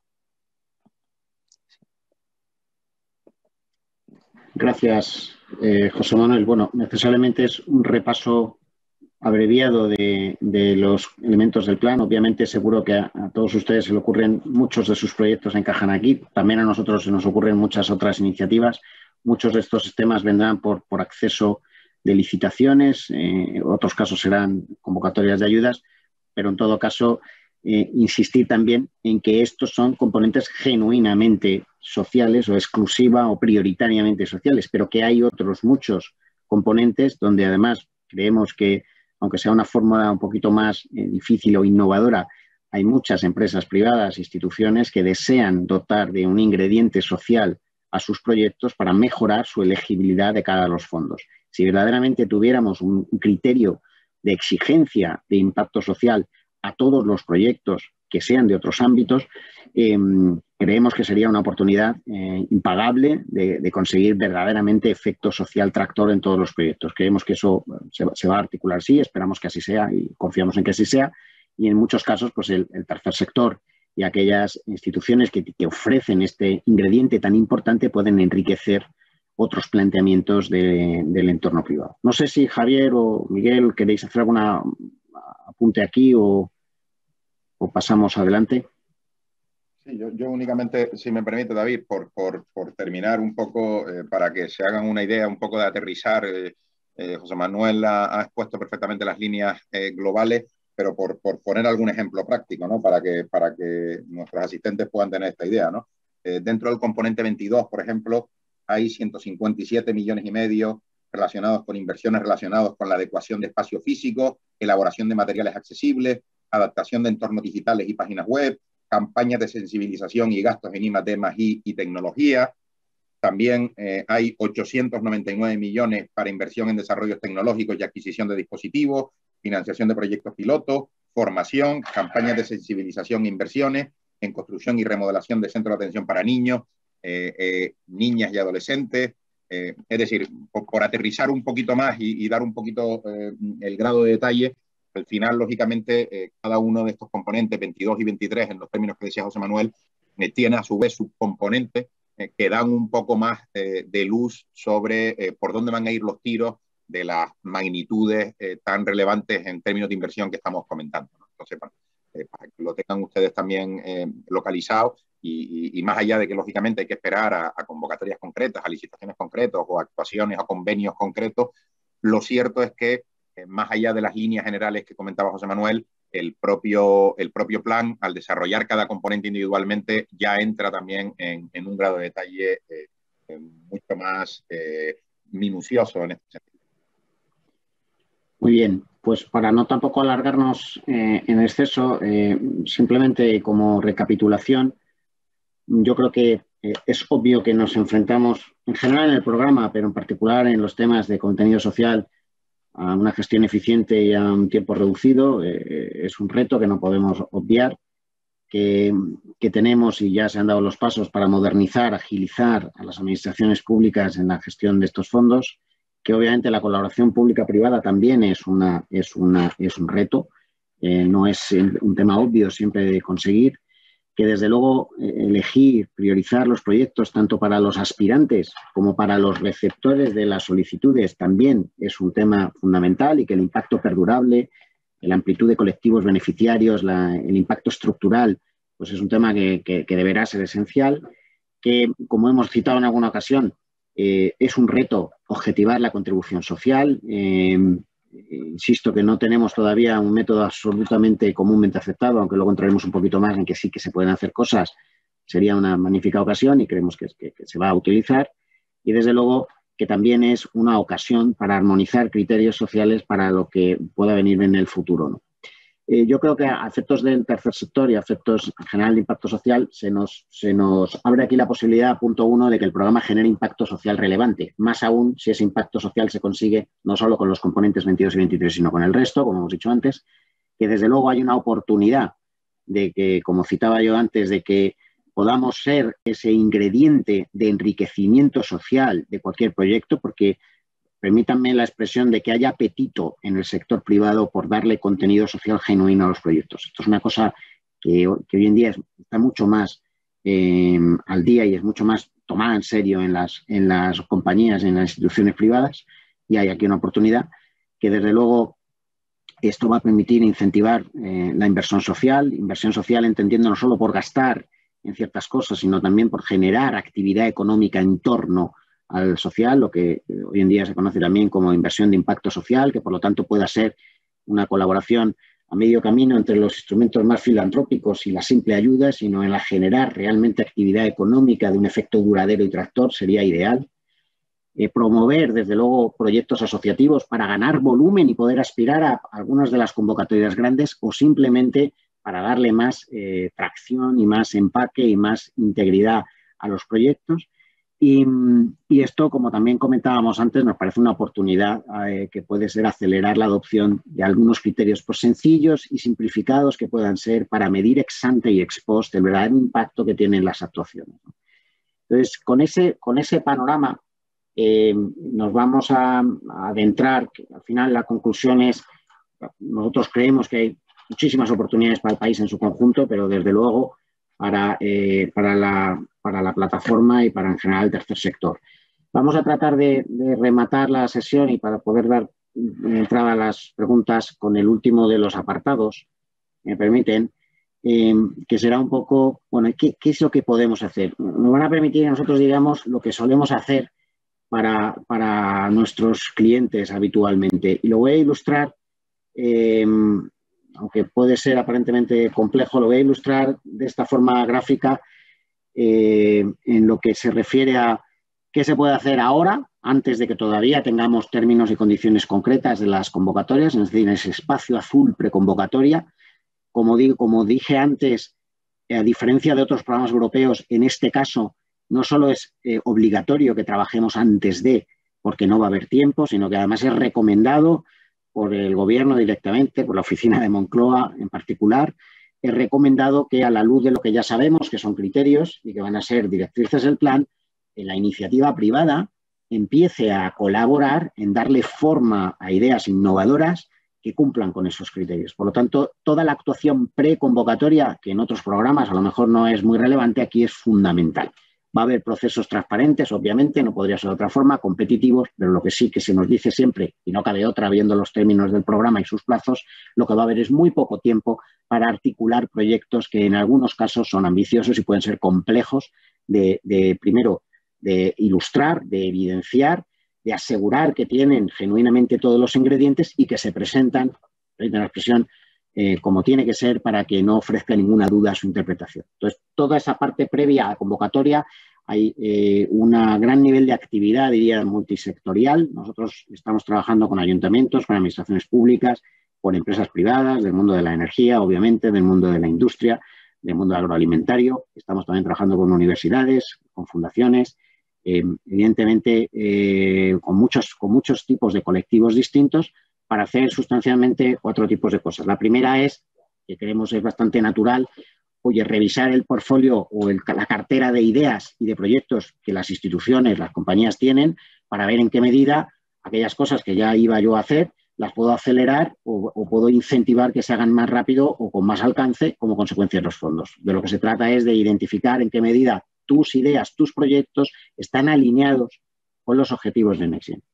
Si en alguno de los casos se identifica que hay un alineamiento alto, posiblemente el paso sería, bueno, pues vamos a pensar, si no está ya pensado, vamos a escribir, a ilustrar, a valorar, a evaluar el impacto económico y social que tiene nuestro proyecto y vamos a hacer lo que se llama un anteproyecto, de tal forma que cuando salgan las bases de licitación y me den 6 semanas para contestar a una cosa que va a ser relativamente compleja, me pille entrenado. Obviamente esto depende del grado de concreción y de madurez que tuviera el proyecto para cada compañía, ¿no? Tengamos en cuenta, no lo hemos citado antes, los niveles de ayuda que va a haber a las compañías aquí pueden ser incluso, no se conocen aún y dependerá de las fases de convocatoria, pero pueden llegar incluso a lo mejor en algunos casos a suponer 1/3 de la inversión y por lo tanto pues pueden ser un estímulo muy importante a acelerar y a llevar a cabo proyectos. La tercera de las fórmulas, muy habitual y especialmente en la que nosotros estamos especialmente activos, es en aportar esa evaluación y objetivación del impacto económico y social. Saben ustedes que tradicionalmente el impacto económico es creación de empleo directo. Bueno, pues aquí también hay que pensar en el indirecto y en el inducido. ¿Y por qué no hay que pensar en ese efecto, tanto directo, indirecto e inducido, que se generan colectivos, por ejemplo, en régimen de exclusión? Entonces, este ingrediente de intentar objetivar, aunque no tengamos unas métricas absolutamente validadas y estándares, pero hay muchas formas de evidenciar, hoy en día bastante avaladas por el mundo académico y por instituciones, como lo citará Soledad, que nos permiten hacer este año. Estamos particularmente orgullosos de estar colaborando con algunas incluso de las grandes compañías en evaluar si sus proyectos empresarialmente viables además tienen una huella económica y social perdurable. Y en cuarto lugar, en muchos casos el planteamiento que hacemos es precisamente ayudar a instituciones o a actores aspirantes a los fondos a valorar cómo tienen que acceder para maximizar las oportunidades de consecución de los fondos. Si lo han de hacer de forma individual, consorciada, asociativa, las autonomías, a los PERTES, en fin. Otra fórmula un poco singular de ver cómo poder sacar el máximo rendimiento a estas ayudas. Esto ocurre en las fases previas. En las fases posteriores, pues obviamente ayudaremos a las compañías en la gestión de la solicitud desde el momento en que ya se conozcan los términos y condiciones y seguramente si antes se ha trabajado previamente, pues tomaremos lo hecho antes y si no, pues empezará desde ese momento hasta que se produzca la resolución, esperemos que positiva, del otorgamiento de la ayuda. En esa fase en la que ya trabajamos pisando terreno firme con los términos y condiciones, lo que tratamos es de evidenciar que tenemos un proyecto genuinamente contribuidor. Le haremos el adecuado challenge, si me permiten la expresión en inglés, o retaremos que verdaderamente es un proyecto que maximiza la contribución a los ejes. Y luego lo que haremos es definirlo de tal forma que no haya riesgos de que una vez concedida la ayuda, por cualquier circunstancia, luego no se cobre y genere un expediente de reintegro. De ahí tan importante articular bien un proyecto como desde un punto de vista jurídico, hacerlo absolutamente seguro y con el máximo rigor y garantía para que lo que es una oportunidad no se convierta en un problema.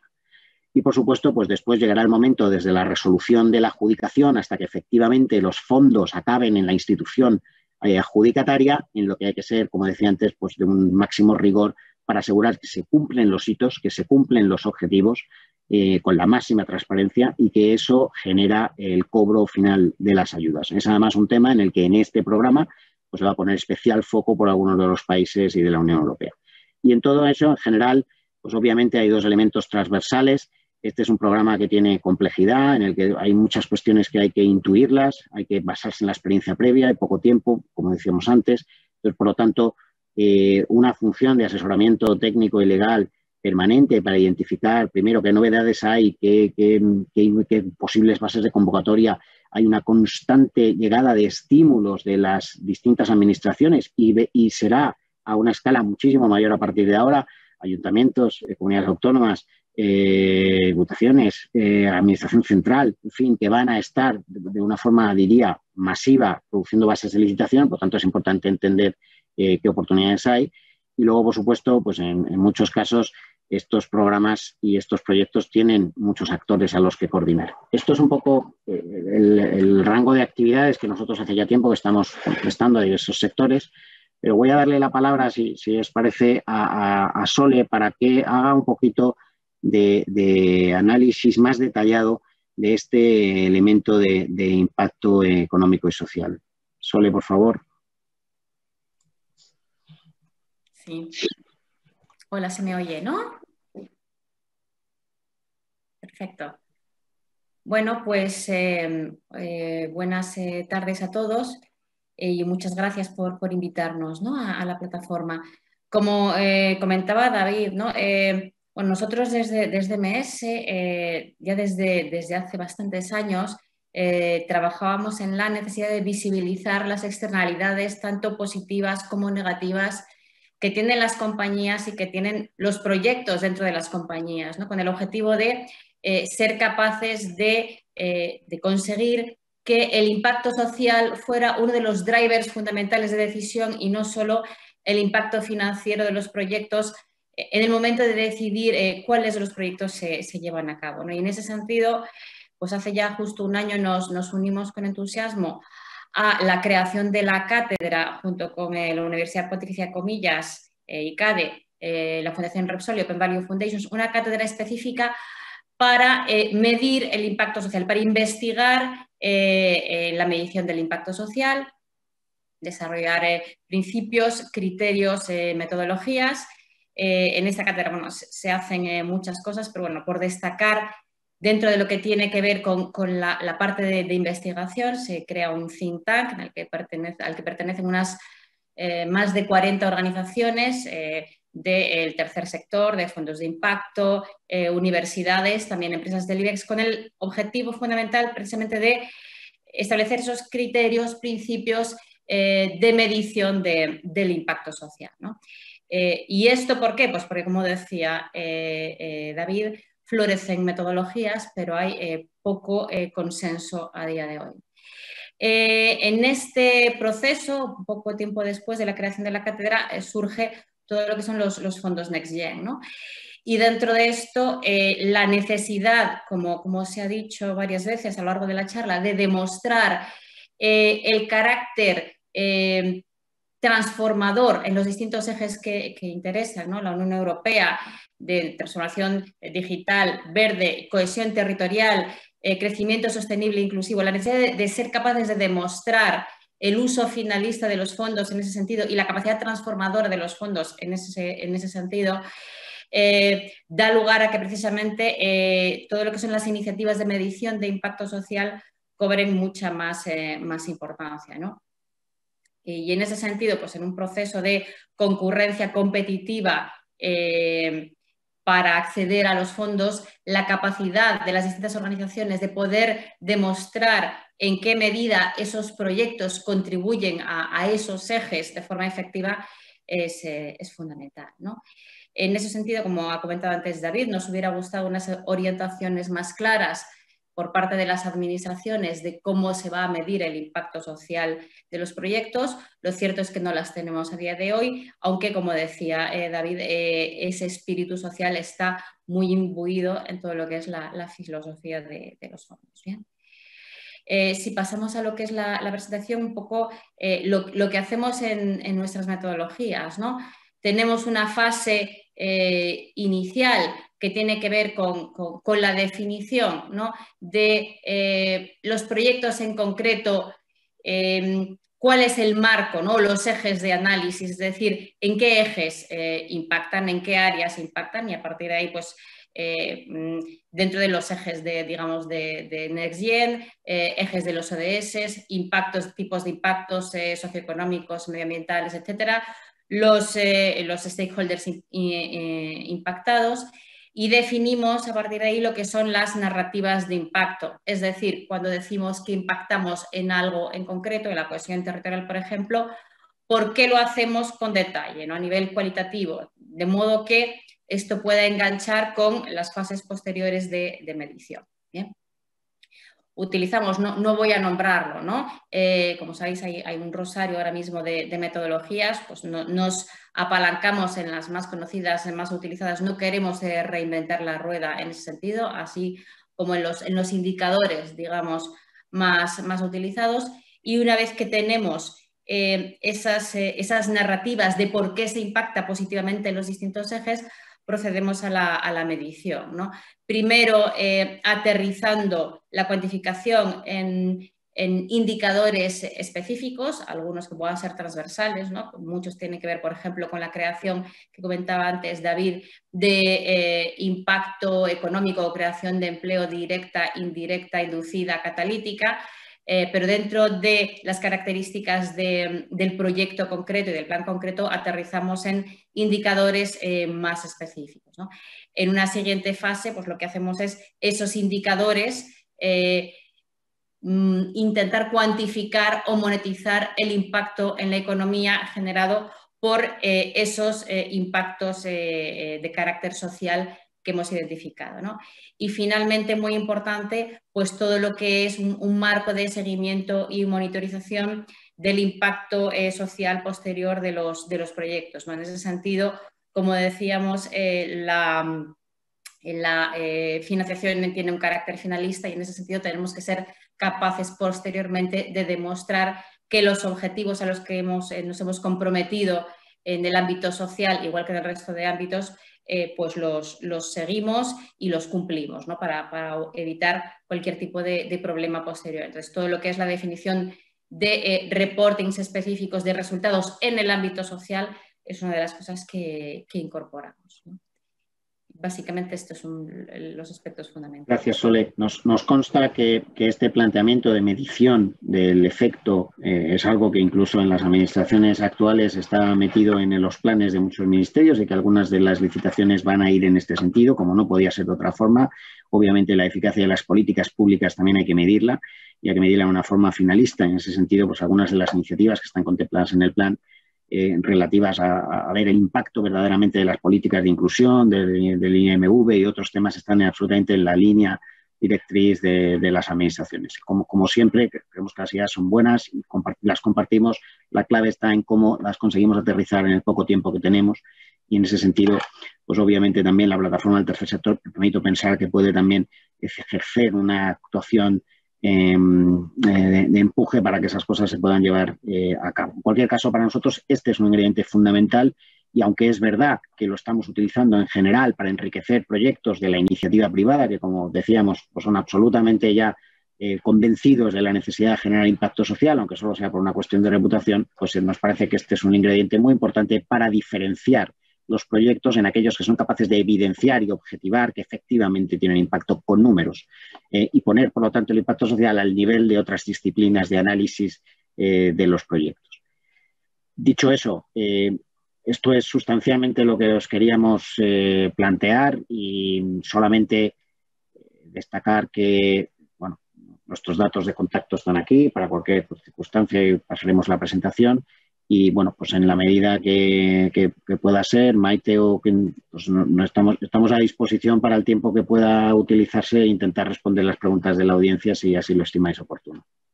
Pues muchas gracias a todos y a todas. Yo soy María José Juanes, la directora de la plataforma del tercer sector. Agradeceros esta exposición que yo creo que ha sido clarividente. Y sobre todo agradecer a todos los asistentes que estáis ahí, a todos los participantes. Creo que es un número importante. Hemos llegado a tener 480 personas conectadas. Ahora ha bajado un poquito y agradecer hoy es claro el tema de interés, ¿no? Entonces, si os parece bien, vamos a dar un pequeño espacio de tiempo para que podáis hacer preguntas y responder a inquietudes que tengáis. Obviamente, lo decía Maite en su inauguración, intentará responder a preguntas, obviamente de una manera genérica en la que ellos puedan ayudaros y si os parece, hemos ido recibiendo durante estos días, hemos recibido ya algunas preguntas de entidades que han querido formularnos para hoy poder compartirlas con todos vosotros y vosotras. En ese sentido, hay algunas que ya habéis respondido, por lo tanto no las vamos a enunciar. Pero hay otras que creo que son interesantes, hay un eje de preguntas que nos han llegado y que vosotros habéis insistido mucho, ¿no? En las alianzas, en ese efecto de agrupación, en eso, cómo hay que impulsar esos proyectos asociativos, ¿no? Por el efecto tractor que comentabais en el impacto social. Y por ahí había algunas de las preguntas que queríamos compartir con vosotros, ¿no? Es la priorización que se está haciendo mucho a las alianzas público-privadas, ¿no? ¿Qué recomendaciones en ese sentido, en esa alianza, podríais hacernos a las organizaciones sociales, ¿no? Si es importante para nosotras, para las organizaciones y entidades y fundaciones, hacer partenariados con empresas para el acceso y la ejecución de estos fondos. Gracias. No sé quién de vosotros... Si quieres, David, la respondo yo sin problema y después tú también me matizas desde tu perspectiva lo que consideres. Muchísimas gracias por la pregunta, que efectivamente es muy interesante. Yo aquí diferenciaría dos aspectos, María José. Desde luego, estéticamente, si se me permite la expresión, porque nos entendamos, nos parece absolutamente crucial el partenariado, la agrupación, tanto con entidades privadas como incluso con administraciones públicas. Como antes decíamos, ese es precisamente un indicio absolutamente determinante del carácter tractor y del efecto arrastre, ¿no? Per se es ya un indicio sustancial, pero además es que estamos viendo en las manifestaciones de interés, en algún caso se exige como requisito sine qua non, ¿no? Lo cual pues evidencia aún más esta circunstancia. En el caso de los PERTES específicamente, es que normativamente es así, porque las entidades van a tener que ir, no está definido aún en qué términos, pero como decía anteriormente, los instrumentos jurídicos naturales para esa ejecución son el convenio y el consorcio, que por su propia definición, como ustedes conocen perfectamente, pues tienen precisamente esa estructura solidaria, ¿no? Entonces, desde luego, de la perspectiva no ya estrictamente jurídica, sino de los estímulos que estamos recibiendo y las pocas pistas que de momento estamos teniendo, sin ninguna duda, la agrupación, ya les decía, la agrupación está creada en la ley de subvenciones desde el año 2003, pero ahora se le da una independencia y una autonomía, no se hacen tampoco novedades normativas significativas, pero sí que se le da un peso específico dentro del Real Decreto 36/2020, ¿no? Lo cual demuestra positivamente que va a ser visto con muy buenos ojos. Entonces, desde luego, desde esa perspectiva estética, si me permiten ustedes la expresión, es absolutamente crucial. A partir de ahí, claro, ya hay otra derivada, ¿no? Que es la estrictamente jurídica. El problema de las agrupaciones pues es el que tenemos en cualquier tipo de agrupación o en cualquier tipo de asociación, ¿no? Que efectivamente pues es un matrimonio de alguna manera. Entonces, pues hay que regular muy bien las responsabilidades si vamos consorciados con otras entidades privadas que cada uno va a asumir, porque al igual que ocurre con las UTE en sede de contratación pública, la responsabilidad es solidaria en todos los integrantes de las agrupaciones, ¿no? Y esto jurídicamente, lógicamente, es un tema muy crucial y que hay que tener siempre en el radar, porque, como digo, tiene muchísimos beneficios, pero siempre tenemos que tener esto, es decir, como todos los matrimonios, siempre tenemos que tener muy claro pues que al final del día esto puede incurrir en responsabilidades y que por tanto hay que elegir muy bien a los socios y regular muy bien las relaciones a la hora de acudir con otras entidades, etc. Y lo mismo es predicable, lógicamente, de los consorcios que se hagan con administraciones públicas en el seno de PERTE o no PERTE para ejecutar proyectos, ¿no? Es decir, desde luego, no tenemos todavía demasiadas pistas, porque eso sí que está pendiente de desarrollo reglamentario, pero los consorcios administrativos van a ser una figura, y los convenios administrativos, los convenios con administraciones públicas, van a ser una figura absolutamente también crucial y da eco, lógicamente, a estos procesos de consorcio o asociativo. Solamente añadiría una cuestión que me parece importante. Desde el punto de vista, ¿cuándo conviene ir con alguien más? Cuando le demos más elegibilidad y más contribución genuina a los ejes del proyecto. Pongo un ejemplo que conocemos muy bien en la empresa privada, no voy a citar los nombres, pero si me dedico a hacer reciclaje de placas solares, que tiene que ver con la economía circular y tiene que ver con el fomento de la energía fotovoltaica, y además lo hago en la España vaciada y con colectivos desfavorecidos, pues tengo una actividad económica duradera, perdurable, que es una contribución absolutamente genuina a los 4 ejes. Es decir, en ese sentido, buscar soluciones innovadoras y soluciones durables en el tiempo es más interesante que hacer iniciativas que solo tengan un componente de gasto. Y eso se puede hacer consorciado o asociado, se puede hacer con una vinculación jurídica de socio o se puede hacer simplemente llegando a un acuerdo con una empresa para que tenga un contrato de mantenimiento de servicio con un colectivo desfavorecido. Digo por poner un ejemplo, pero hay múltiples en el mercado. Perdonad si me permitís, y añadir algo en relación a lo que planteaban con la pregunta, ¿no? El tercer sector es un ejemplo de coordinación, ¿no? Y de hacer actuaciones conjuntas, al menos así lo veo yo, ¿no?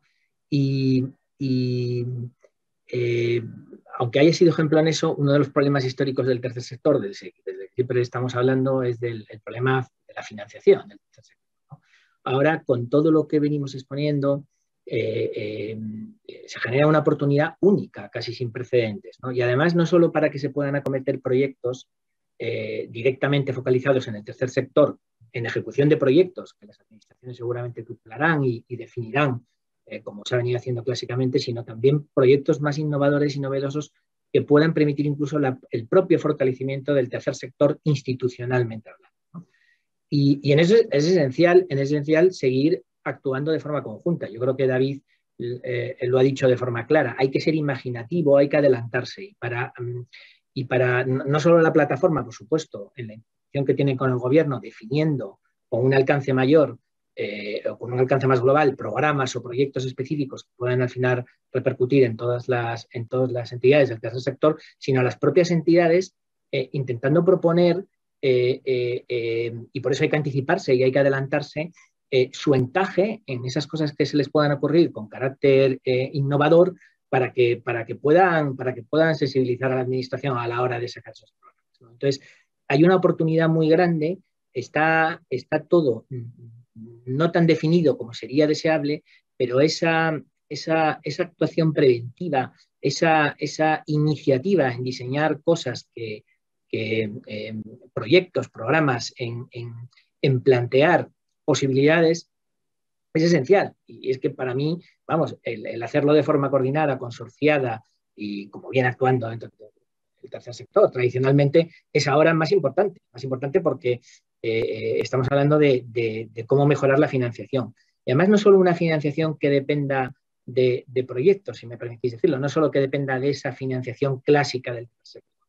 Lo que David y Javier han expuesto es que esta oportunidad económica que va también al sector empresarial o que tiene una gran repercusión en el sector empresarial, va a permitir, o al menos así yo lo veo, que el tercer sector sea copartícipe con ese sector empresarial en satisfacer la parte social que tienen esos proyectos.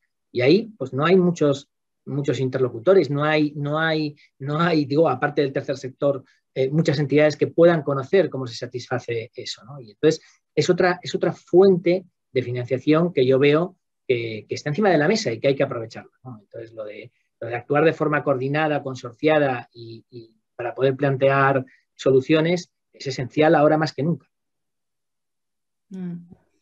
Muchas gracias, Miguel.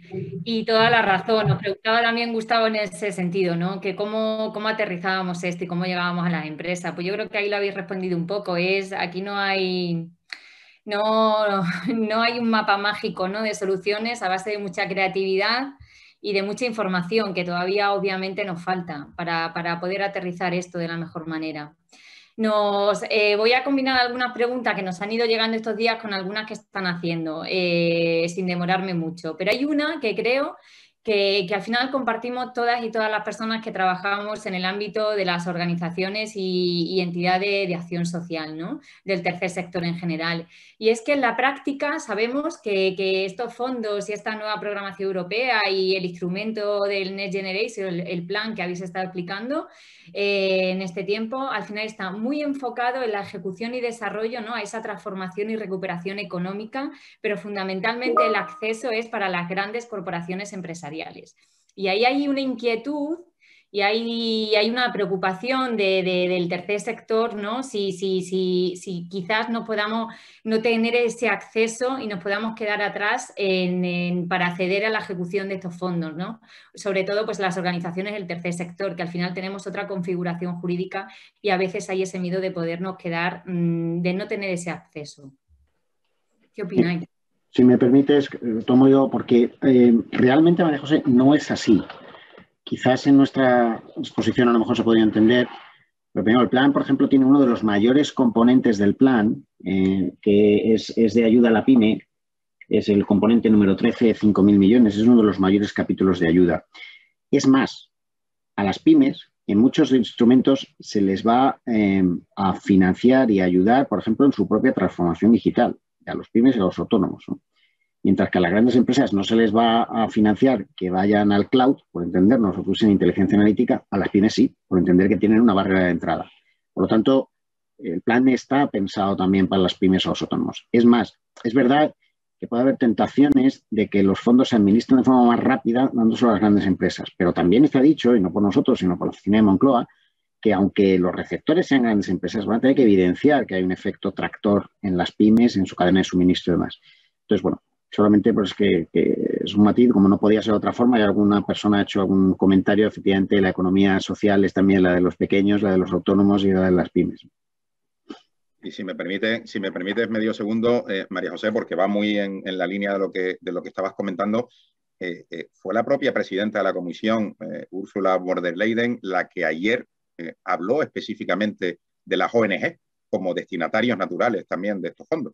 Con lo cual, la participación de las ONG y de entidades asimiladas, dicho por la propia presidenta de la comisión, que es la que al final del día ha aprobado los planes, entre comillas, pues da muestras también de que al menos teóricamente, lo que hay que luchar lógicamente es porque la teoría en esta ocasión no se aleje de la práctica, pero desde luego teóricamente no debería ser así, ¿no? Es cierto que, como decía David, en las noticias están saliendo diariamente esta empresa, que son casi todas del IBEX, pues presenta a Moncloa 11.000 millones de euros en proyectos, esta otra 14.000. Parece que entre las 5 o 6 esenciales del IBEX se van a llevar prácticamente los 70.000 en los proyectos, ¿no? Y no debería ser así y no va a ser así, ¿no? Con lo cual, otra cosa es que, bueno, pues lógicamente son las que más ruido hacen, las que más medios tienen para pensar en proyectos y las que más ruido mediático están haciendo, pero desde luego no debería ser así y a mí me parece absolutamente sintomático la declaración de la presidenta de la Comisión ayer en la propia rueda de prensa,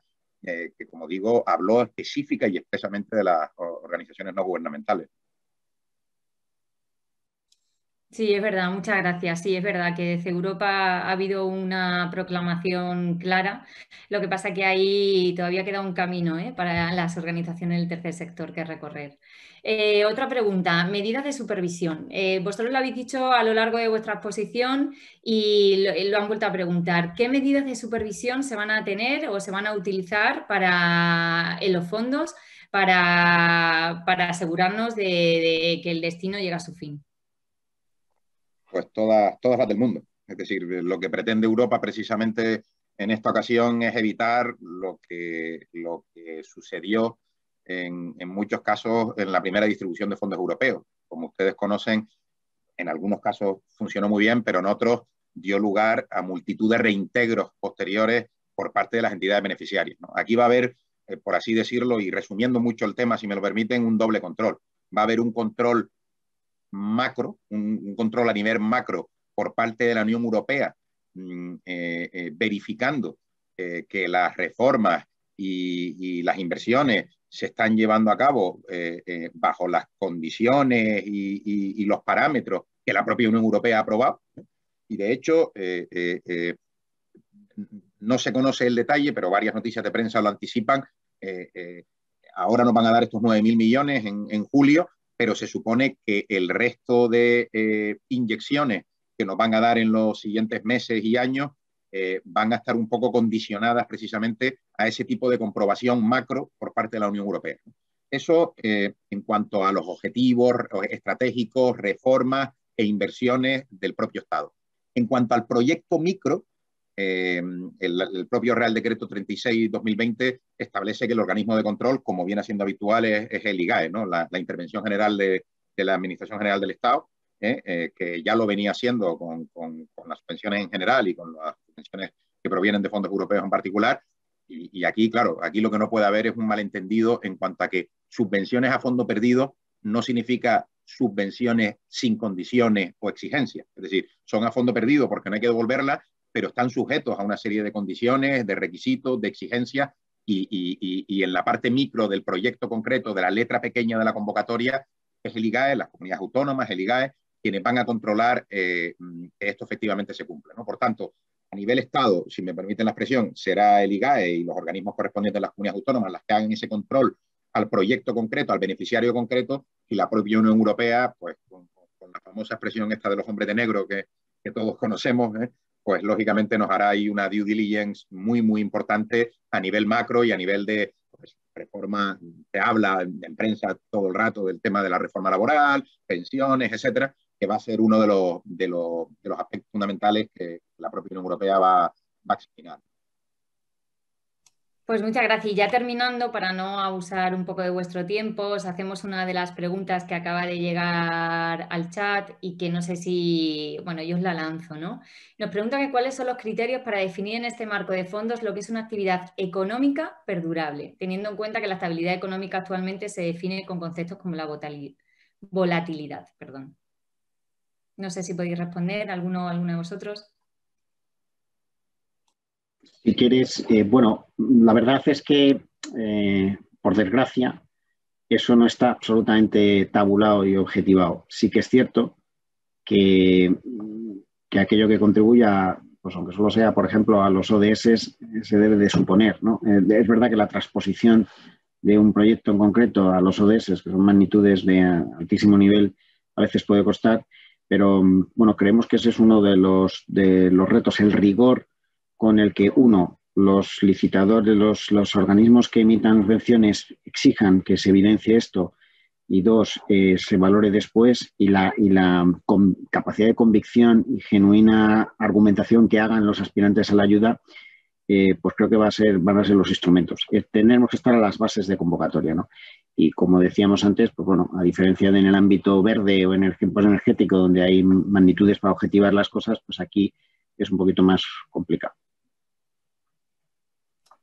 Bueno, pues si os parece, agradeceros, vamos finalizando ya este webinar. Agradeceros a Garrigues y a la consulta de Management Solution. Creo que la exposición, lo decían en el chat, que han surgido preguntas y a lo largo de vuestra exposición, creo que han sido interesantes. Necesitamos información y formación y necesitamos luz, ¿no? para este complejo y complicado tema que es el de la nueva programación europea. Así que muchas gracias. Y gracias a las asistencias, gracias a todas las personas que se han inscrito en el webinar, se inscribieron 600, hemos llegado a casi 500 y que han seguido activamente y que han participado enviando preguntas y con ese interés a la plataforma del tercer sector, ¿no? Al final es una señal incontestable de la relevancia de esta temática que hemos abordado hoy, ¿no? Y en el número de asistentes pues queda clara la importancia. Para la plataforma es un motivo de satisfacción que esta iniciativa de formación dirigida a todas las entidades haya tenido esta acogida, ¿no? Ayer, lo habéis dicho todos vosotros y vosotras, conocimos la noticia de la Comisión Europea, ¿no? Que ha aprobado el Plan de Recuperación de España presentado por el Gobierno. Supone un punto de arranque después de un gran esfuerzo colectivo para hacer realidad los objetivos de transformación y modernización económica y social que se han marcado, ¿no? Pero en esta tarea, lo ha dicho Maite, la vicepresidenta, al principio, lo hemos preguntado y vosotros también lo habéis dicho, ¿no? Queremos estar como organizaciones del tercer sector. Queremos estar y ser partícipes activos porque creemos y defendemos firmemente que la recuperación solo será exitosa si es una recuperación justa, centrada en combatir las desigualdades y promover la plena integración de las personas y los colectivos vulnerables, porque al final necesitamos a todos y todas los actores. Somos conscientes de que el plan de recuperación y resiliencia tiene como destinatarios protagonistas a las organizaciones empresariales y consideramos que es imprescindible ese músculo. Pero de igual manera, lo habéis dicho vosotros y vosotras, creemos que la sociedad civil organizada debe ser parte importante de ese proceso de reconstrucción. Desde la plataforma vamos a seguir trabajando para que la voz del tercer sector sea escuchada en este proceso, ¿no? Queremos que nuestras organizaciones, todas y todas nuestras organizaciones tengan ese papel activo en la formulación de proyectos innovadores, creativos, como habéis dicho vosotros y vosotras, y en la gestión de los fondos europeos. Y ya voy terminando, hace unas semanas se celebró en Oporto la Cumbre Social Europea. Lo habéis dicho vosotros, ¿no? Que en Europa han dado una importancia a las organizaciones y al tercer sector. En la propia cumbre participaron los jefas y jefas de Estado y de Gobierno de los Estados miembros y se aprobó la Declaración Política Social Europea. En la declaración había un compromiso firme, asumido por la cumbre, que es promover el diálogo civil y apoyar las actividades de la sociedad civil organizada, en la implementación de los principios del pilar social europeo, ¿no? Pues desde Europa nos plasman, nos tienen en cuenta, declaraciones ayer también, por eso reivindicamos que el tercer sector es un actor que debe ser tenido en cuenta en el proceso de recuperación. Nuestras organizaciones, vosotros y vosotras, tenéis la experiencia, conocéis las necesidades de las personas, estáis en esa primera línea y creo que hemos demostrado y habéis demostrado sobradamente esa capacidad de adaptación y de innovación. Pero necesitamos información y formación, ¿no? Y para poder alinearnos. Y el webinar creo que es un paso eficaz en esa dirección. Así que muchísimas gracias. En la medida de las posibilidades que tenga la plataforma del tercer sector, vamos a seguir impulsando iniciativas de este tipo para contribuir a que el tercer sector se posicione en el lugar que le corresponde en el plan de recuperación.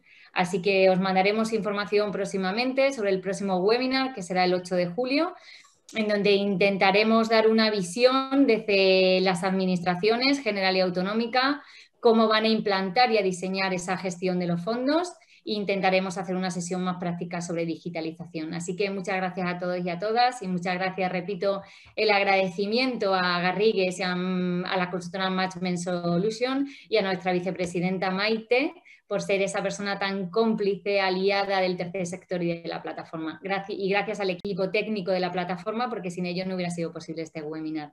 Muchas gracias.